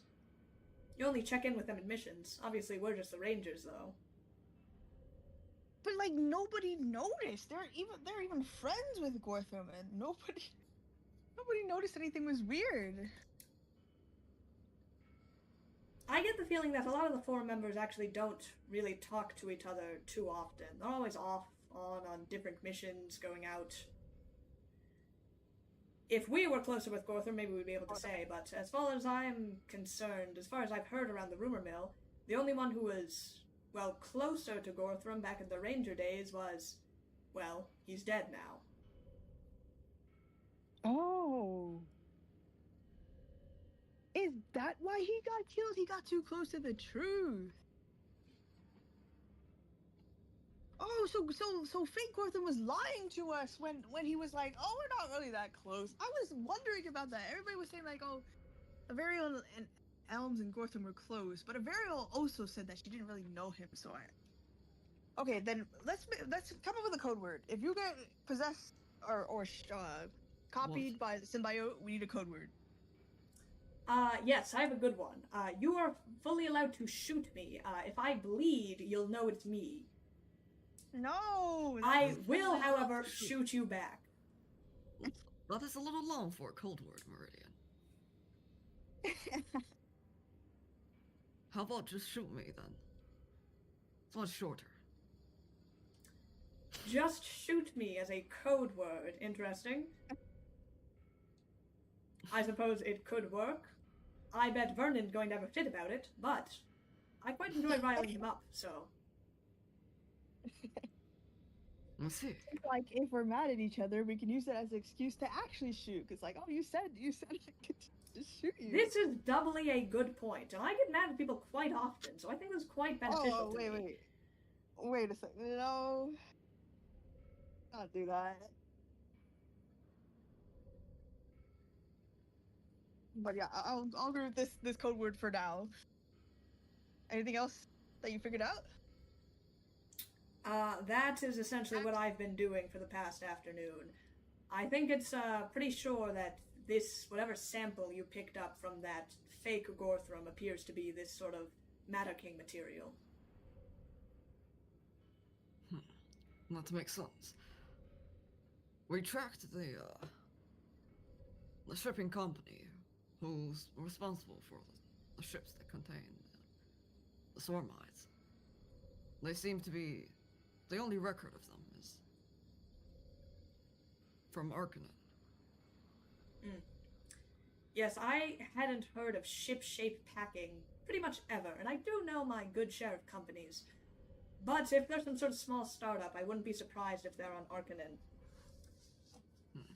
We haven't heard of Icarus either, though. We need Icarus! Meridian, there is something else. We found the data pattern that Kame was trying to preserve. Kemu, isn't that Waydan's blessing, Kopaxi?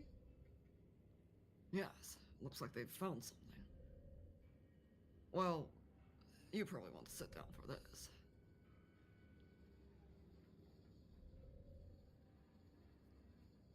Come shares the information, the conversation they got.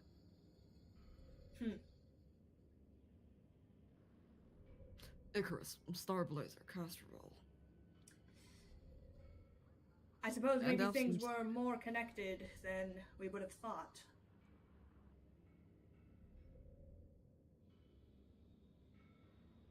Yes, and we're certainly in it too deep to stop here.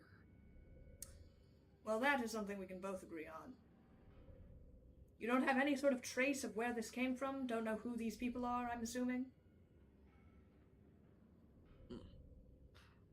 Well, this datapad is encrypted.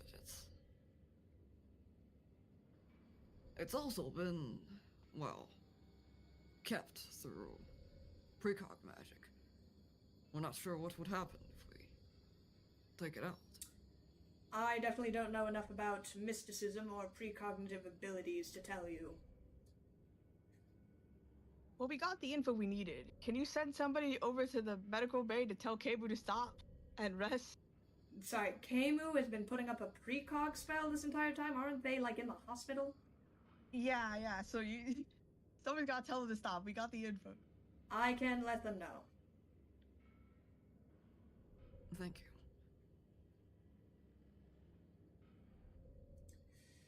Meridian, you're smart. This person Thank you. might be... I know. This person might be based in, Abalon. Should we go there to see, like, the ship shape company, or should we go to the sun Avalon? to see if... You're talking about Arcanen.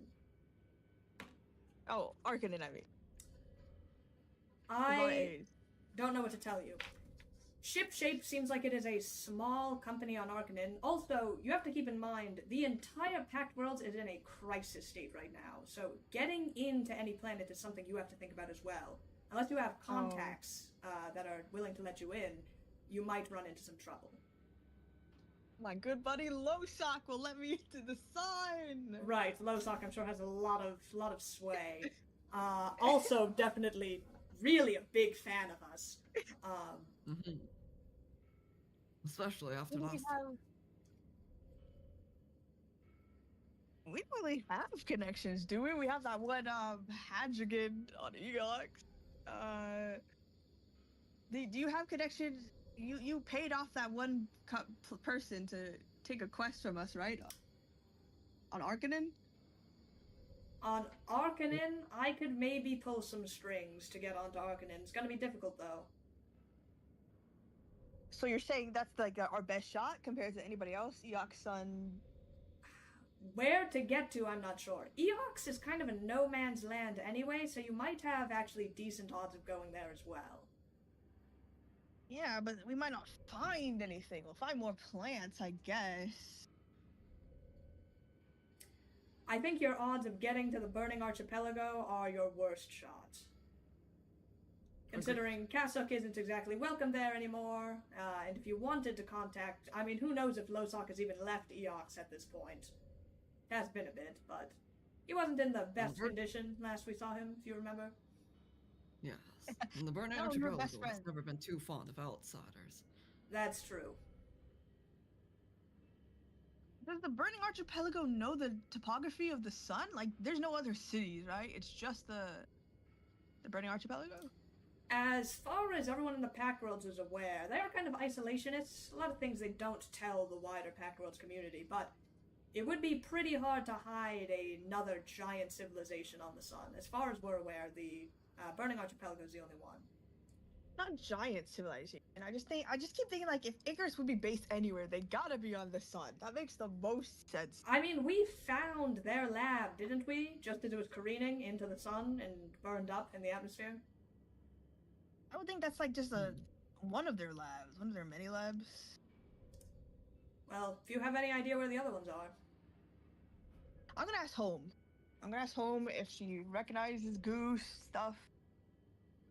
And why isn't Home made out of the same stuff? Why is she so different? Or you can ask Pandora, Camus. Oh, well, I guess they're kind of different. We could try. It looks like maybe we should ask around more on Absalom Station. I don't know if you have... There's a lot of people that are currently here right now, visiting from out. I think Vernon's wife is here. Also, Sonia is here. If you needed a contact to get onto Arcanine. I'm not trying to relapse. Sonia, okay? Right. That whole, love affair? Yes, you should... I don't want to talk about it. If you want, I'm just saying, I can try and get us into Arcanine through backwards means, and through probably a lot of credits, but... We won't have to help you with those credits, right? They might be siphoned from your account, obviously, group effort. Captain, as the captain of this, crew, I would assume you would be able to fund these missions. Definitely not. Speaking of funding, can we get paid for, we helped a bit, right? We did help. If you were going to ask Varial to pay you right now, I would recommend not doing that. I'm assuming that her funding is pretty low right now, too, for repairs.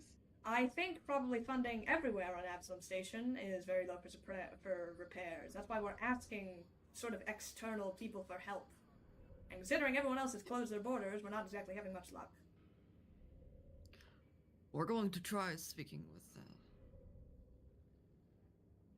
the bishop, if she knows anything about Osiris. Now that he is gone and perhaps in danger, that confidentiality of the Congregation of Dreamers might be lifted. Alright.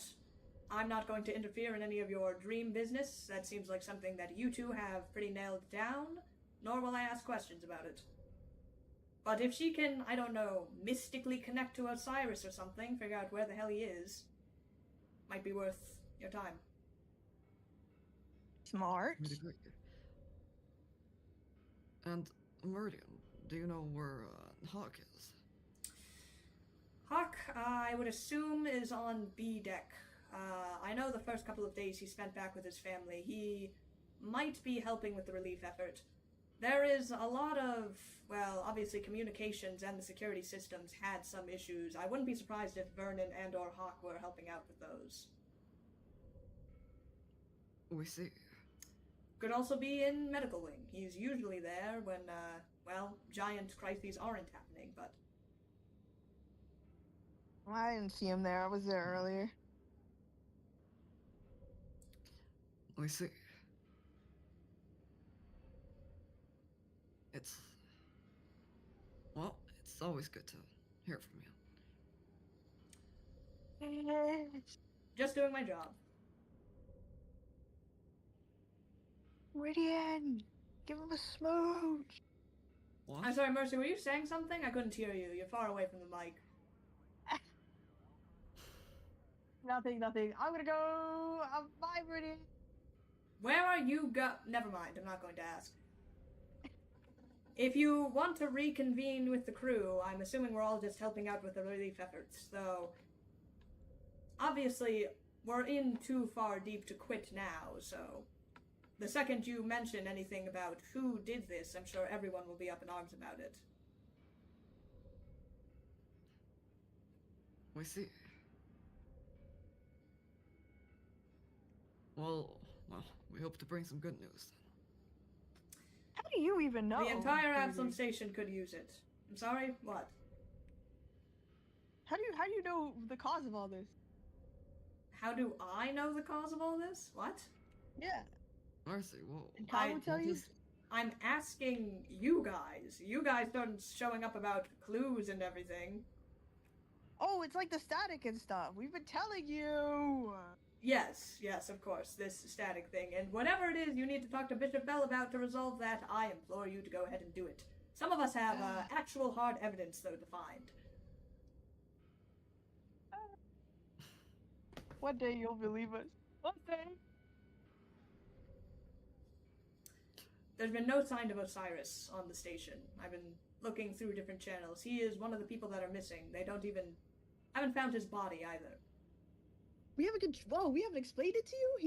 He's mind controlled right now by Gortham or fake Gortham. You mentioned very quickly something about Osiris's involvement, but I'm saying that if he perhaps died somewhere on Absalom Station in the midst of all that, that is inconclusive. They haven't found hide nor hair of him, nor do the stewards know where he is. No, he left. He left Absalom Station to somewhere. Well, if he did that, it doesn't look like he came back in the past 3 days. Fine.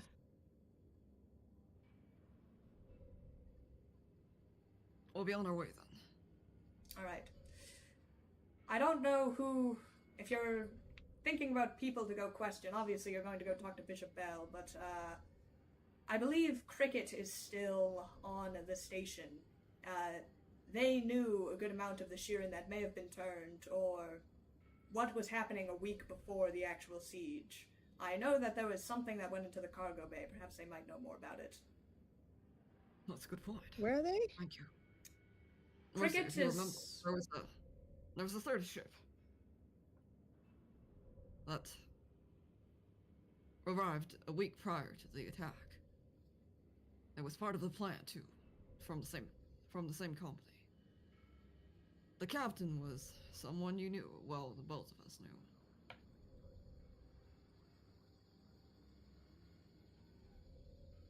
Have you told me this before? Is this my first time hearing this? No.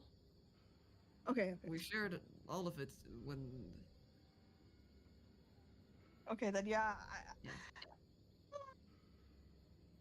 Soup lady, I'm gonna ask if you've seen her. But where did you see Cricket Meridian? They're probably still in the cafeteria. Since the aftermath of the siege, that has kind of been turned into a second medical wing. Okay, I'll head over there, but I'm gonna have a phone call with Director Soul first. Whatever it is, I'm sure we will be in contact if you need us. A lot of us are spread out around Absalom Station right now. Okay, just be prepared to launch somewhere. We're probably gonna leave soon. To somewhere. Frankly, I think many of us are itching to get off of this station. Vernon. Vernon? I want to talk to his wife. I'll send some messages. Let us know when you want us to reconvene. Meridian out. And she cuts the comms. Hamu, you didn't flirt with her. If my romance with Sonya fails, you have to succeed. What? Look. We're not sure if you noticed, but Meridian wasn't exactly the big fan of the idea we had down on the Starstone Observatory. I personally think you would have been fine. You're like really durable and like cool. It would have been fine. Thank you, but we'd like to give her some space. Makes sense. Make sure to give her like an apology gift though, like wine and dine, flowers. What do assassins like? Yes, that's a very good question. But perhaps now is not the time. We'll talk to you later, Marcy. Bye. Keep in contact. So where are you guys splitting to? Cafeteria. Okay, you are talking to Cricket, you are talking to Bishop Bell. Mercy, we'll start with you since you were calling Director Soul on the way. You ring, her number is available to the Absalom Station public. Probably swamped. Yeah, you see there's a very long call list. Oh my. But you can leave a message for her. Okay, I'll leave a message. Hi, Soul. Souli? Can I start calling you Souli? We're like besties now. So I have information that Gorthram, or fake Gorthram's partner, has a shipping company called Ship what?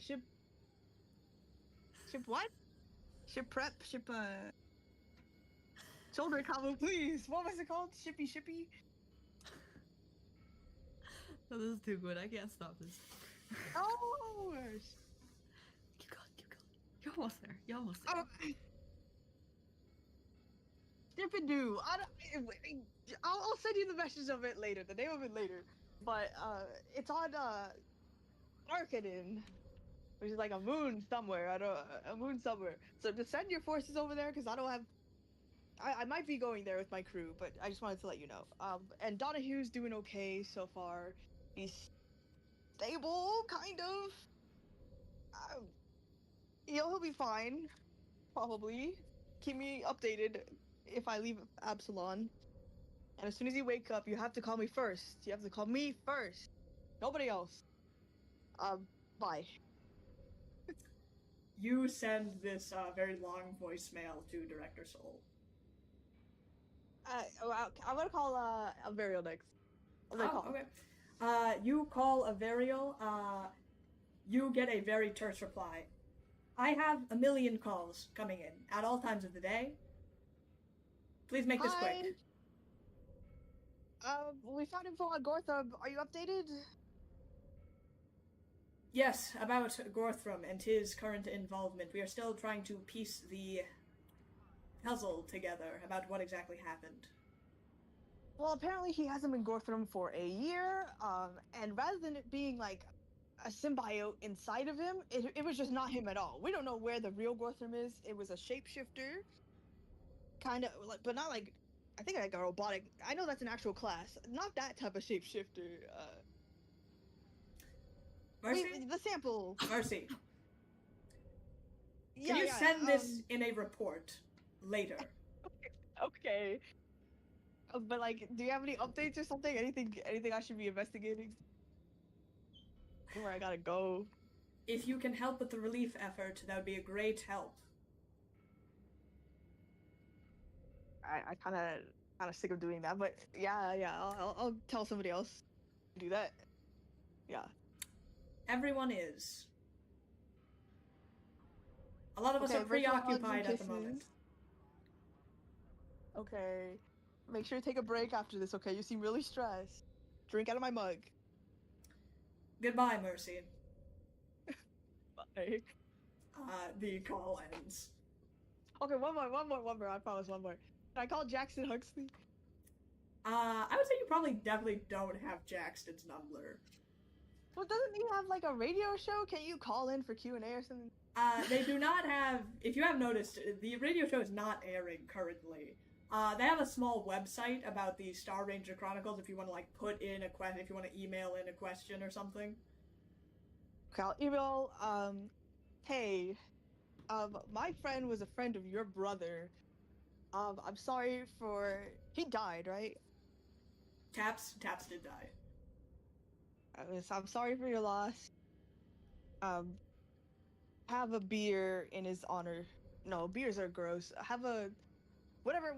What was it again? Have a gin in his honor. Again, yes, that is the drink.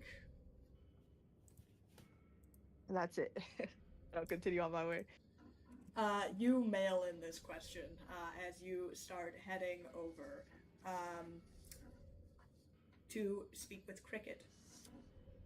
Kamu, meanwhile. Actually, Kamu, we're gonna wait for you, actually. Mercy, you go over to speak to Cricket. You head over to the cafeteria. It is pretty much as hectic as you had seen it before. You see Cricket actually, like, standing guard. There's very obviously, like, a divide here in the cafeteria.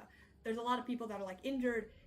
There is very specifically, like, a lot of these Shiran refugees have grouped very close together and are not talking with, like, anyone else. Cricket is kind of standing over, like, a rifle by his side. You see they are kind of eyeing over at the side of the corner.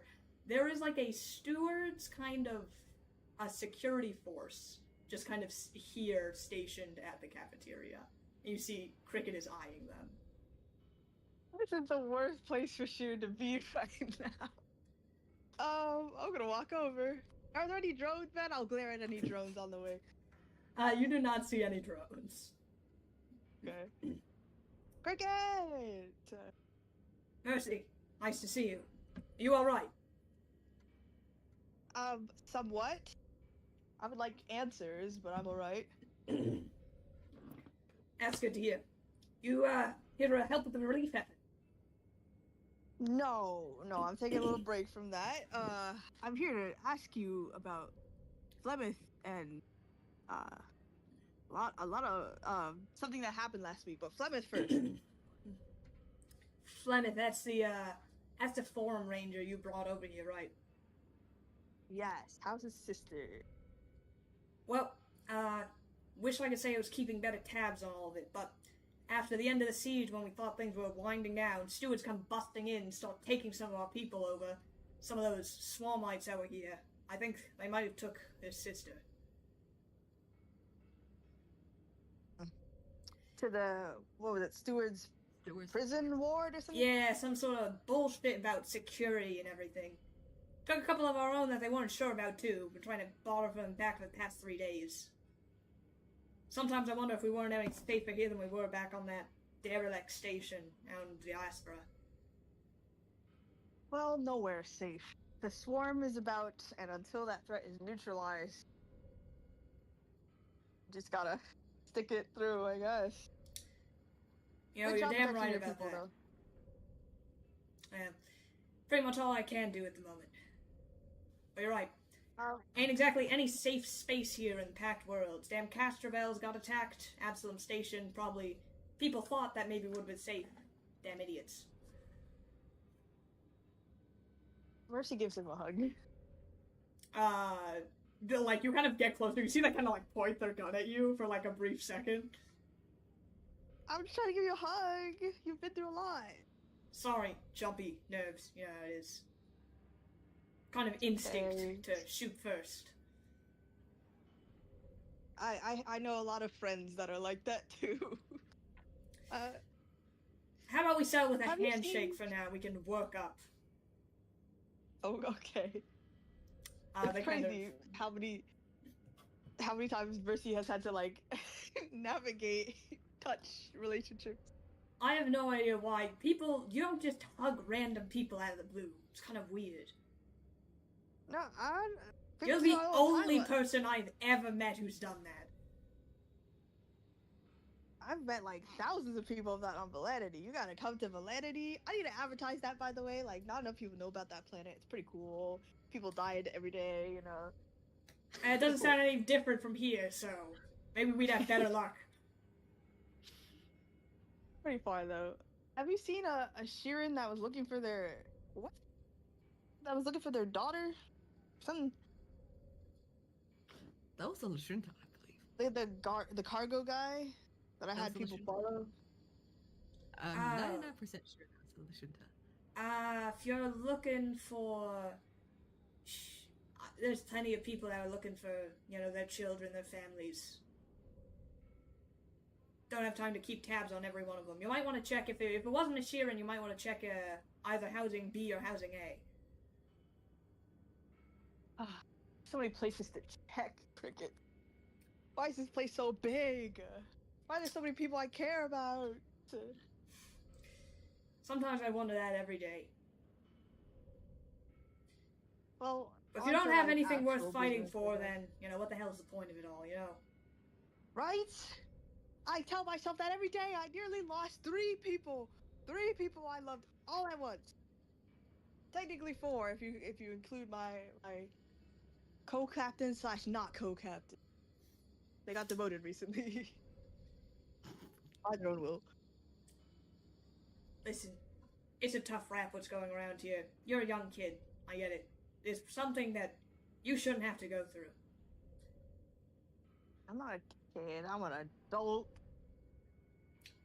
That being said, part of being an adult is, well, having people you care about and having to take it into your hands to protect them. Sometimes it doesn't work out, but fighting for the chance to keep them safe That's pretty much what life is at that point. Why is it so hard, though? Well, if you ask that question, you might as well go on asking Triune why there's so much strife and suffering in the world. Or all those gods, why don't do jack shit about it? But that's a pure religious. You think about it, entire galaxy is this cold, terrible vacuum full of creatures with more teeth than heart. They'll eat your brains out in a second, leave you dead, spit out your bones. Frankly, it's a miracle that any of us are fucking alive at all. But here we are, in this station that's built its entire community. And 3 million people out here, living their lives, helping each other.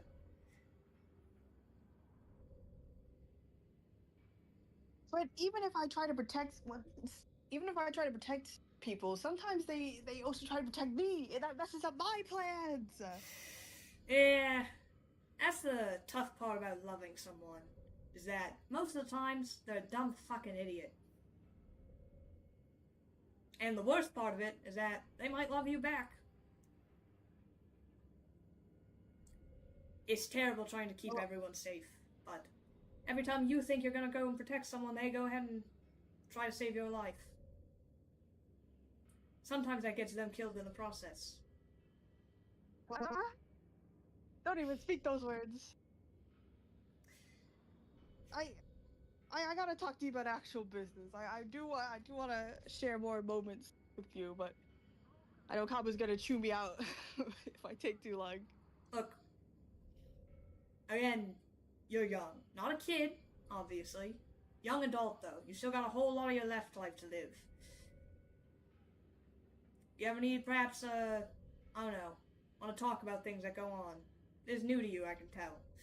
Not so new to me, but I'm here to listen. You weren't always like this? Like the protector, the leader? You go through enough shit in life. Figure you settle into a role that fits you. Too much bullshit going around in the galaxy, and someone's gotta set it straight. But that's a tall order for one Sheeran. Cricket, please. Please, I already have so many people I have to protect. Don't make me like you.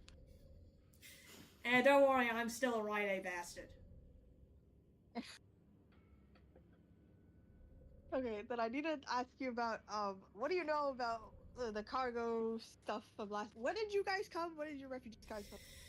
We came in probably a couple of weeks before all this is happening. Maybe a week or two. We were filtering in, essentially, trying to, took several different shipments to get in. We had to get through security. They didn't much like us being here in the first place, but managed to get all of our folks here.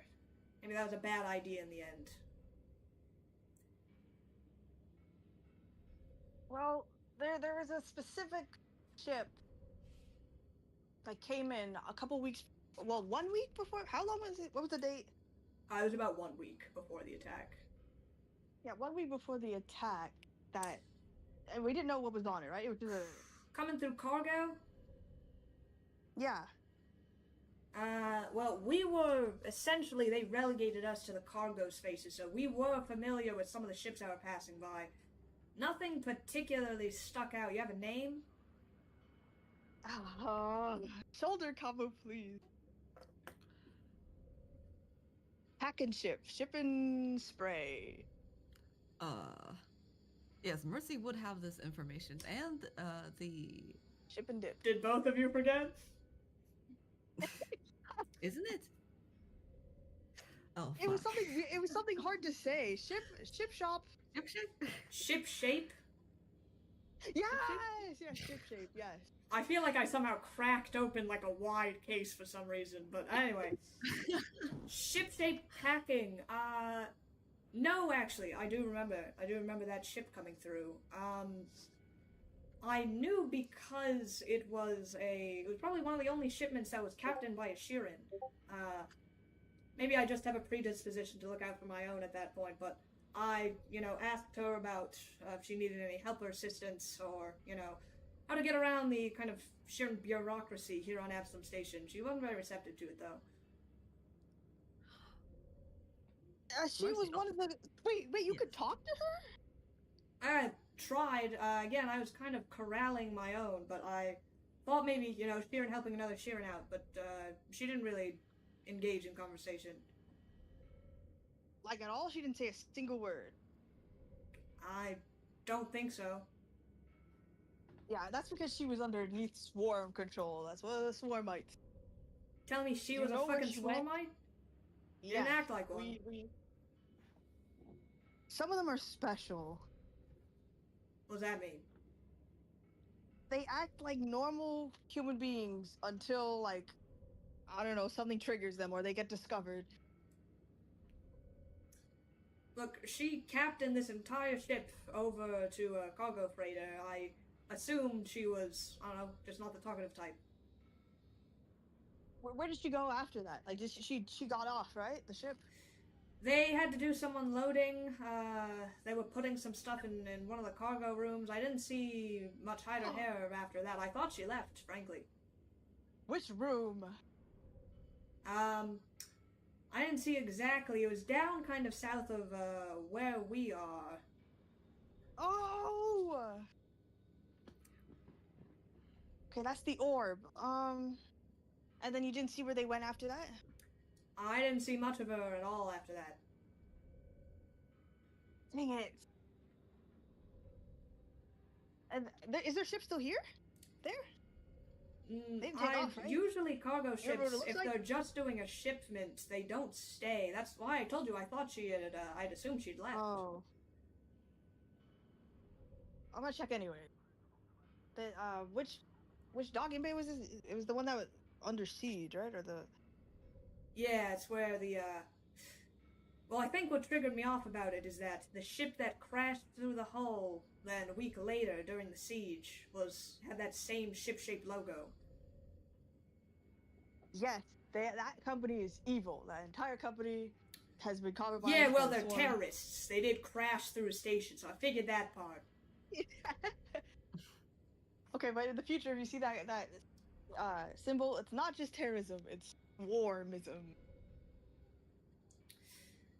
I don't know exactly how to take that, but I hope I don't see hide no hair of them. Her name was Phipps, by the way. You don't know a Phipps, but I'm assuming you would recognize her if you knew her. Phipps? Can't say I do, no. She makes really good soup. You know her personally? Yeah, for like a day.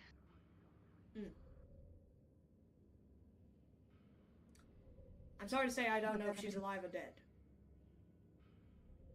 I don't know if I want her to be alive or dead. We still don't have a cure for this.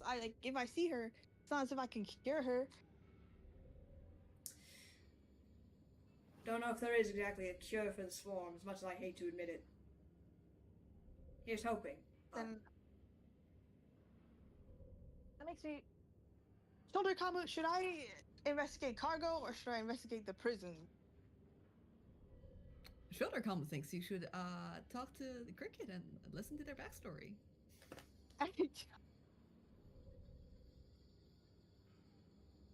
Crickets? No. You got a far off look in your eye. What do? You get this kind of weird look in your eye, and then you stop talking for like a couple minutes. It's real weird. No. I was thinking about something, but like, no. You're gonna start caring too much to me. So like, you have your take good care of your children. Don't trust the drones here at all. Do not trust them for 1 second. They like to attack civilians. I hadn't heard that, but thank you for the tip. I'll be on my way unless there's anything else like that you saw that was really cool and you want to mention. Or suspicious. No, I don't think. I mean, aside from being attacked 3 days ago, station-wide, well, I think that was a bit suspicious, but that was kind of on all fronts. Oh, so you know everybody, all the refugees, right? Did any of them end up becoming swarmites? Or like, I know you probably lost some people, but like, did anybody become corrupt? I'm still trying to compile the roster of everyone that we had lost, figuring out who's missing and, well, other such things. Let me know what the result is. I want to know if, like, maybe some snuck in with you. I'm not saying that you guys are evil or anything. I'm not saying that, like, it's a possibility. You may not, but the stewards might as well have put that on a fence, stuck it by your compound. You cut out for that? I appreciate that you trust us where our grand stewards don't. Yeah, try not to hold it against them. Over 1,000 people died. Yeah. And a lot of them were people that I knew. Oh. I'll try to find out any information about about the people that are being held at the stewards' prisons right now. Can we upgrade to double handshake? I feel like you need a double handshake right now. I am deigned to give you a second handshake. Can we do it with 2 hands? That's a double one. No. Fine, I'll take what I'm given. I'll go. Mercy gives him another handshake. Cricket really gives you a firm handshake. And I'm off to Cricket. Are you smart? Am I smart? Yes. I didn't exactly go to college, but... Well, if you were in my position, would you go investigate cargo bay or the prison? No. Because I'm really tempted to break one of their antennae. You're gonna what? I'm gonna go to the cargo bay. Bye. You start heading off to the cargo bay to investigate. Kamu, meanwhile, you head over to the religious sector of Absalom Station. Here, there is a whole lot of damage. You were here during the siege, but you were at the markets. You were at a kind of different sector. This place looks to have been hit. There was not a lot of support here on this side of it, with everything else going on in Absalom Station. See huge kind of a lot of infrastructure is knocked over, but eventually you make your way to the Congregation of Dreamers. You've obviously been here before, so you know where it is. And you see kind of their columns torn over, the drapes are torn, a bunch of the pillows overturned, the incense knocked over, small kind of smoldering patches. It looks to be absolutely ransacked. You do not see anyone inside. Ransacked a dreamer. So...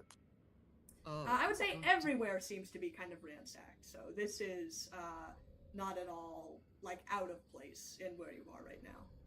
No respect for religion. Come's going to do a quick investigation and see where they might have what might have happened here. Give me a perception check, please. Okay, that is a 28 for perception. You begin to go inside and investigate. You kind of wander around.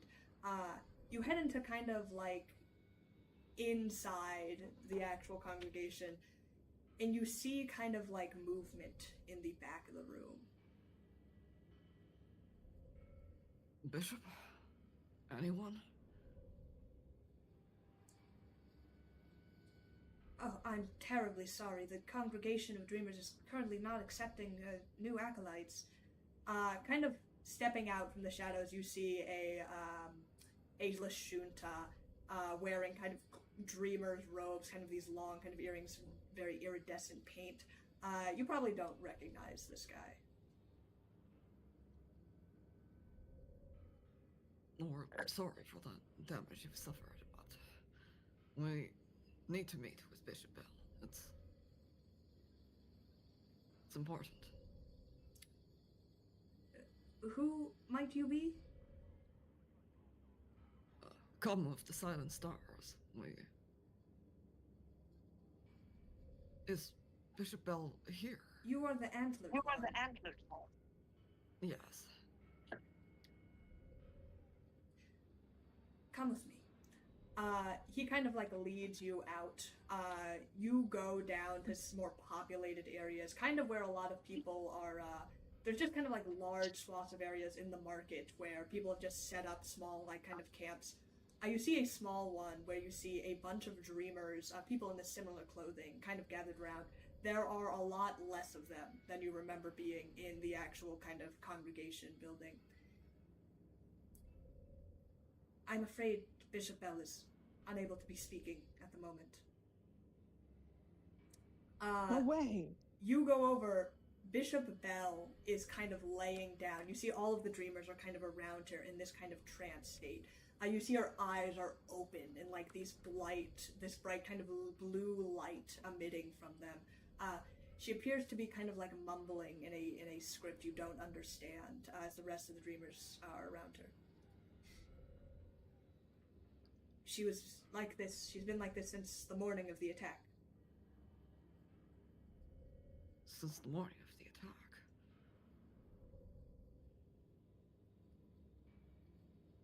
What of the other dreamers? Bishop Bell has a special connection with the dreamers in the web. None of us know what exactly that connection may bring. We put our faith into the web, everything that is planned in our fates and in our destinies, but perhaps she sees more than we can. Perhaps. Did anyone come that morning? Or before the attack? There's nothing out of the ordinary about the day. We had come in ready to greet perhaps new acolytes, people looking to find their way in the universe, and when I was going to her quarters, she was like this. I don't know for how long. Strange. Many of us had sacrificed ourselves to protect her in this trance state. I'm afraid I wasn't one of the ones who first saw her, and that those people are most likely not on this plane anymore.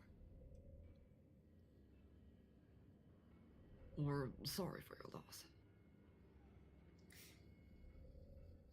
The web brings new life into the world and it takes it away. Some lines of fate are cut shorter than others.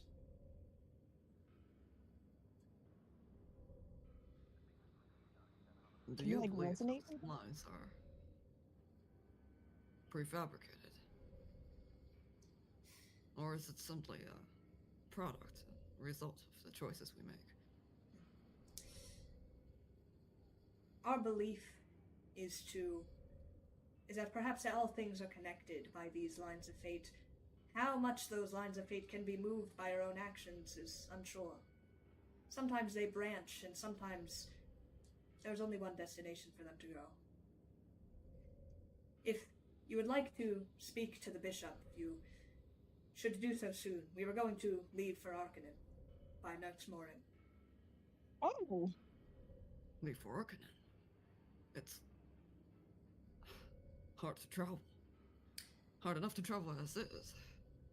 Yes, that is correct. We are, I should clarify, to orbit Arcanum. We don't plan on landing. We have no business on the moon itself. We see. What of Arcanum, of all places? We've been there before. It's more of a corporate district. Oh, well, though the moon of Arcanum itself holds no use for us, but it is a moon of Liavara, the dreamer. Hmm. Liavara, the dreamer. Yes, as we refer to her. The entirety of Liavara. Yes. That is where most of the dreamers do reside there. It's sort of a nickname given to the planet. It's much how Absalom Station is sometimes referred to as the Nexus. We see.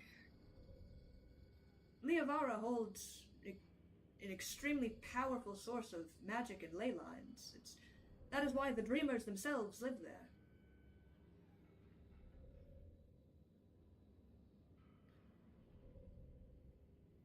Well, we're hoping that perhaps if the bishop communes with one of the dreamers, then perhaps it will wake her from this state. But again, some of us have never even met a dreamer or communed with them, and some have died trying. But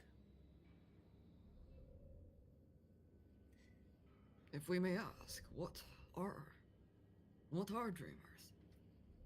Oh, they are an alien race, you could put it, but they are larger than life, ostentatious, floating in the gas giant that is Liavara through the terrible wind and electrical storms, feeding off of the ley lines that are present within the planet. They, many argue of their sentience, of whether they are even capable of thought of speech, or whether they are more akin to animals, but we, obviously of the congregation, we view them as sacred. They, we believe, have a deeper connection to the web than any of us ever could have. We see. Arcanin is the only moon that passes through the atmosphere of Liavara, so it is, being in orbit is the closest, since you can't actually land on a gas giant, passing through it is the closest we think that the best chance we have of getting into contact and finding a dreamer.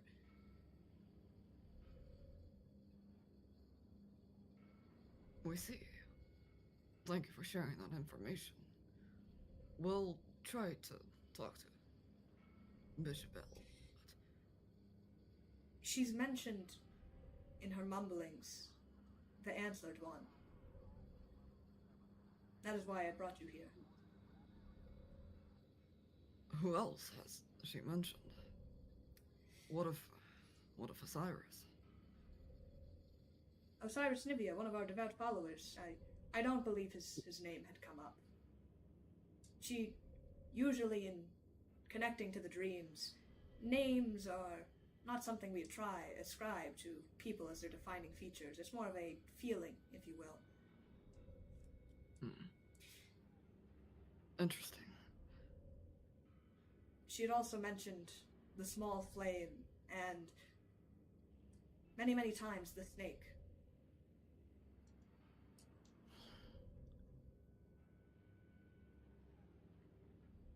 The small flame.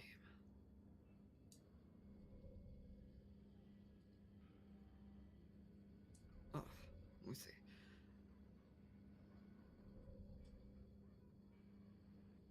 Did she mention the snake as in the silver adder?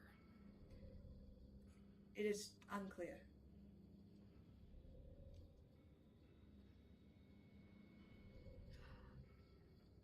If we may, we'd like to get closer to Bishop Bell and see if anything happened. If you were not mentioned by her, I perhaps would not have allowed this. I sense a connection that perhaps the dream would not allow me to cut. Please be respectful. You see he kind of goes over to the rest of them. You think he probably communes something with them, and they leave space for you around with the bishop.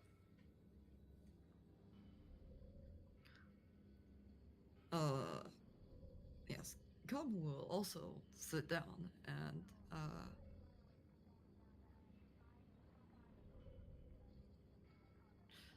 as Bishop Bell often would do, try to establish a connection. You try to think back on how Bishop Bell communes with people. It is a very mystic kind of centered thing that she does, this magic that she has. Magic not being your exact strong suit, Kamu. But you attempt to reach out almost spiritually, and as you do, you hear a faint droning noise in the back of your mind, just on the edge, that sound of static.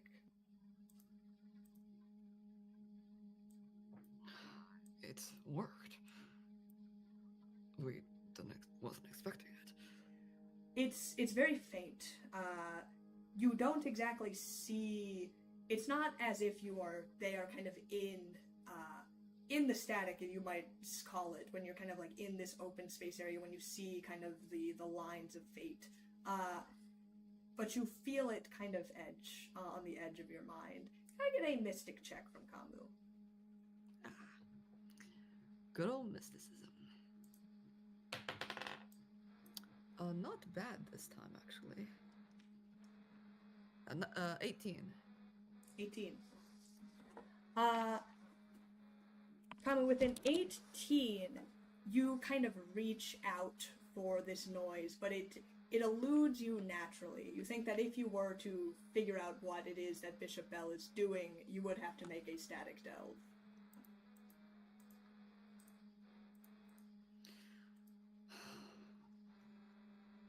It's worth it. One more wouldn't hurt. Come try to focus and concentrate on that sound.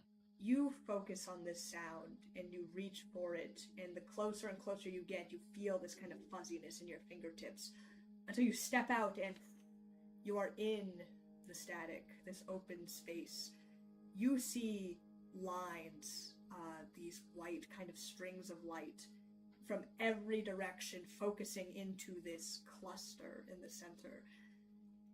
You know that there is kind of, Bishop Bell often talks about a cluster associated with you and the rest of the Silent Stars.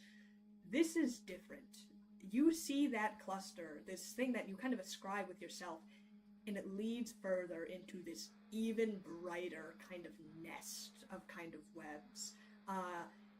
These strings are kind of pulled taut. They vibrate with this loud kind of noise. They go everywhere.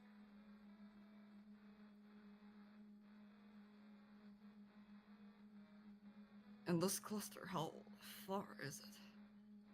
It's fairly close.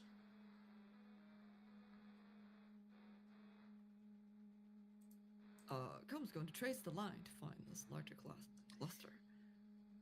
You continue forward, reaching out. It is almost like an intense burning light, which is unfamiliar to you. Because you've navigated this space before, and never has it caused you kind of any immense distress. But this thing almost beats like a heart, and you reach toward it, and almost you see light behind your eyes, your vision kind of going white the closer you get to it.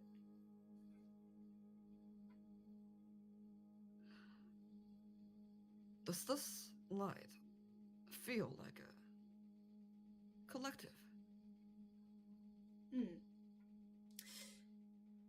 You are unsure. There is a large connection here in the center, but it's not quite, you don't hear anything kind of from it.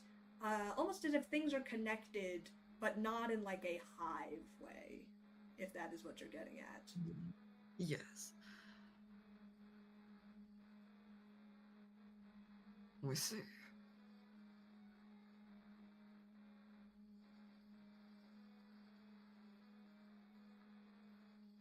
What are you?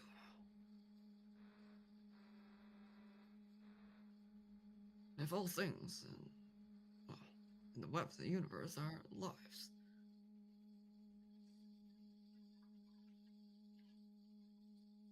then why is this one brighter than all the rest?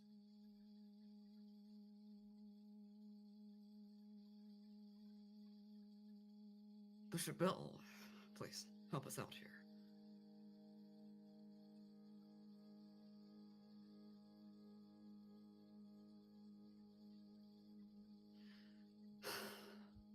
Well,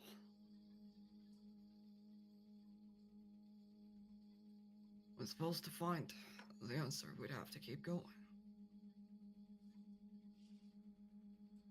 Come will steel themselves and try to reach further. Give me a will saving throw. I just don't want Bishop Bell to die. Good old will saving throw. Oh shit. 20? 20? Yeah, it's a natural 20. Yeah. You steal through. You were going to take half damage from saving that, but I will honor the 20. You do not take any damage as you steal yourself through this cluster of something.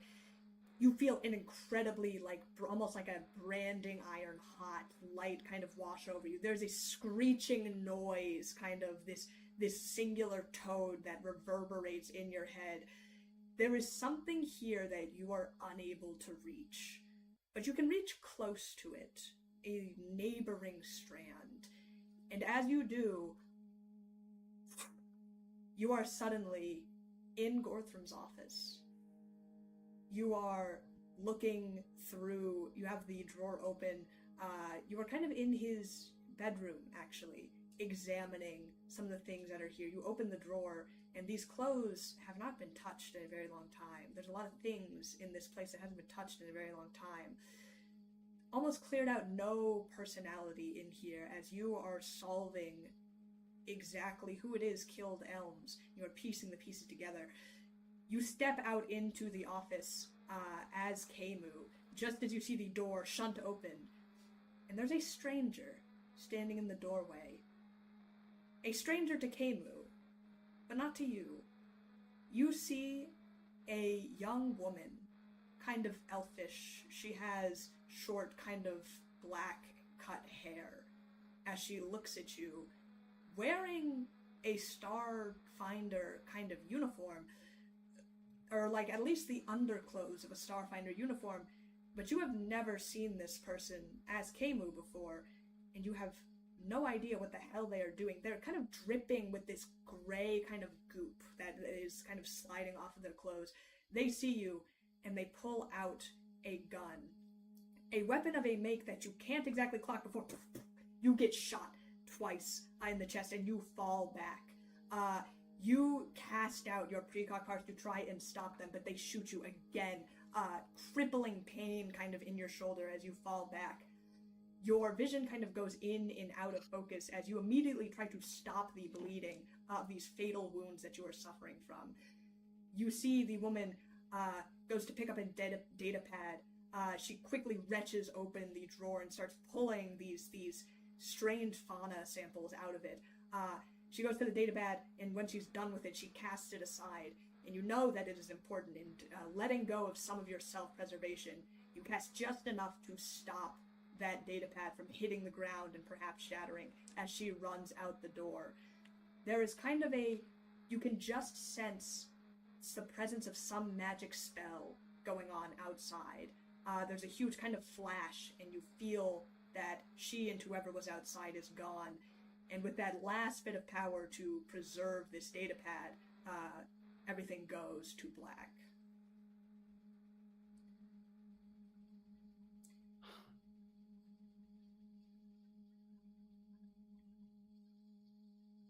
Do we know who this, have we seen this elvish woman before? This elvish woman is the same woman who was driving, or in the passenger seat of the shuttle, when you had delved into Osiris's mind.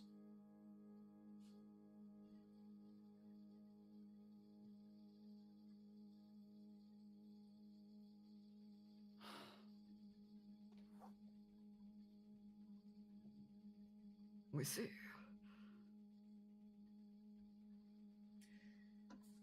Kamu, you get ejected from the memory as suddenly you are kind of like gasping for breath as you see the Dreamers have pulled you away from Bishop Bell. Friend, are you alright? Yes. What of Bishop Bell? She had not stirred the entire time.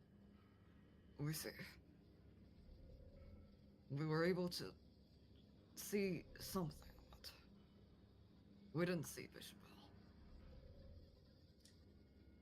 I'm sorry to hear that. We believe that the web would take care of her, as is all things. But thank you for trying to reach out. Well, there's really no reason to thank us. But, have any of you seen Come describes the looks of the elvish woman. I I don't believe so. I don't think anyone matches that description in our recent memory.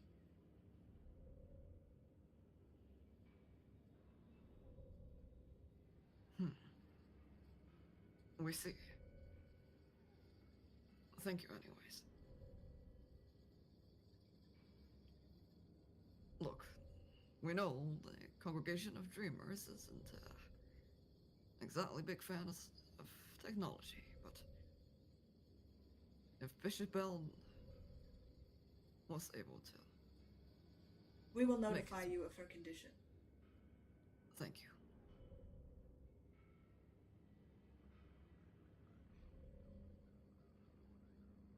Come nods and backs away from the tent. Max gets out of the tent. You see the rest of the Dreamers continue to surround Bishop Bell, perhaps communing with this mystic power. As you step outside the tent, looking around at the other carnage going on around Absalom Station, it is unsure exactly what this strange woman's connection is, but you know one thing. She left with Osiris. And wherever Osiris and her may be is something you are desperately trying to track down. Her connection, this other person that was on the data pad, these two people and their involvement with everything that has been going on with the Swarm, with Castrovel, with Icarus Innovations. The mystery continues to elude your grasps, but you feel yourselves closing in, like a snake, perhaps, about to reach its prey. We will continue the investigation next week on The Sound of Static. How are we supposed to track this woman down if she can change her form? I'm trying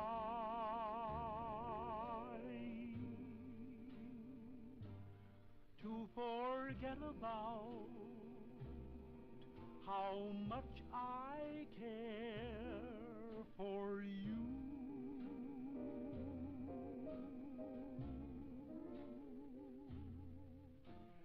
It's all over, but the dreaming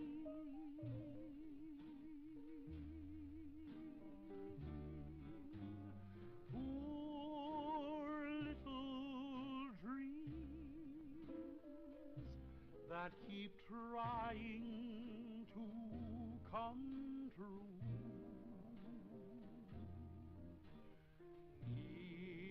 It's all over, but the cry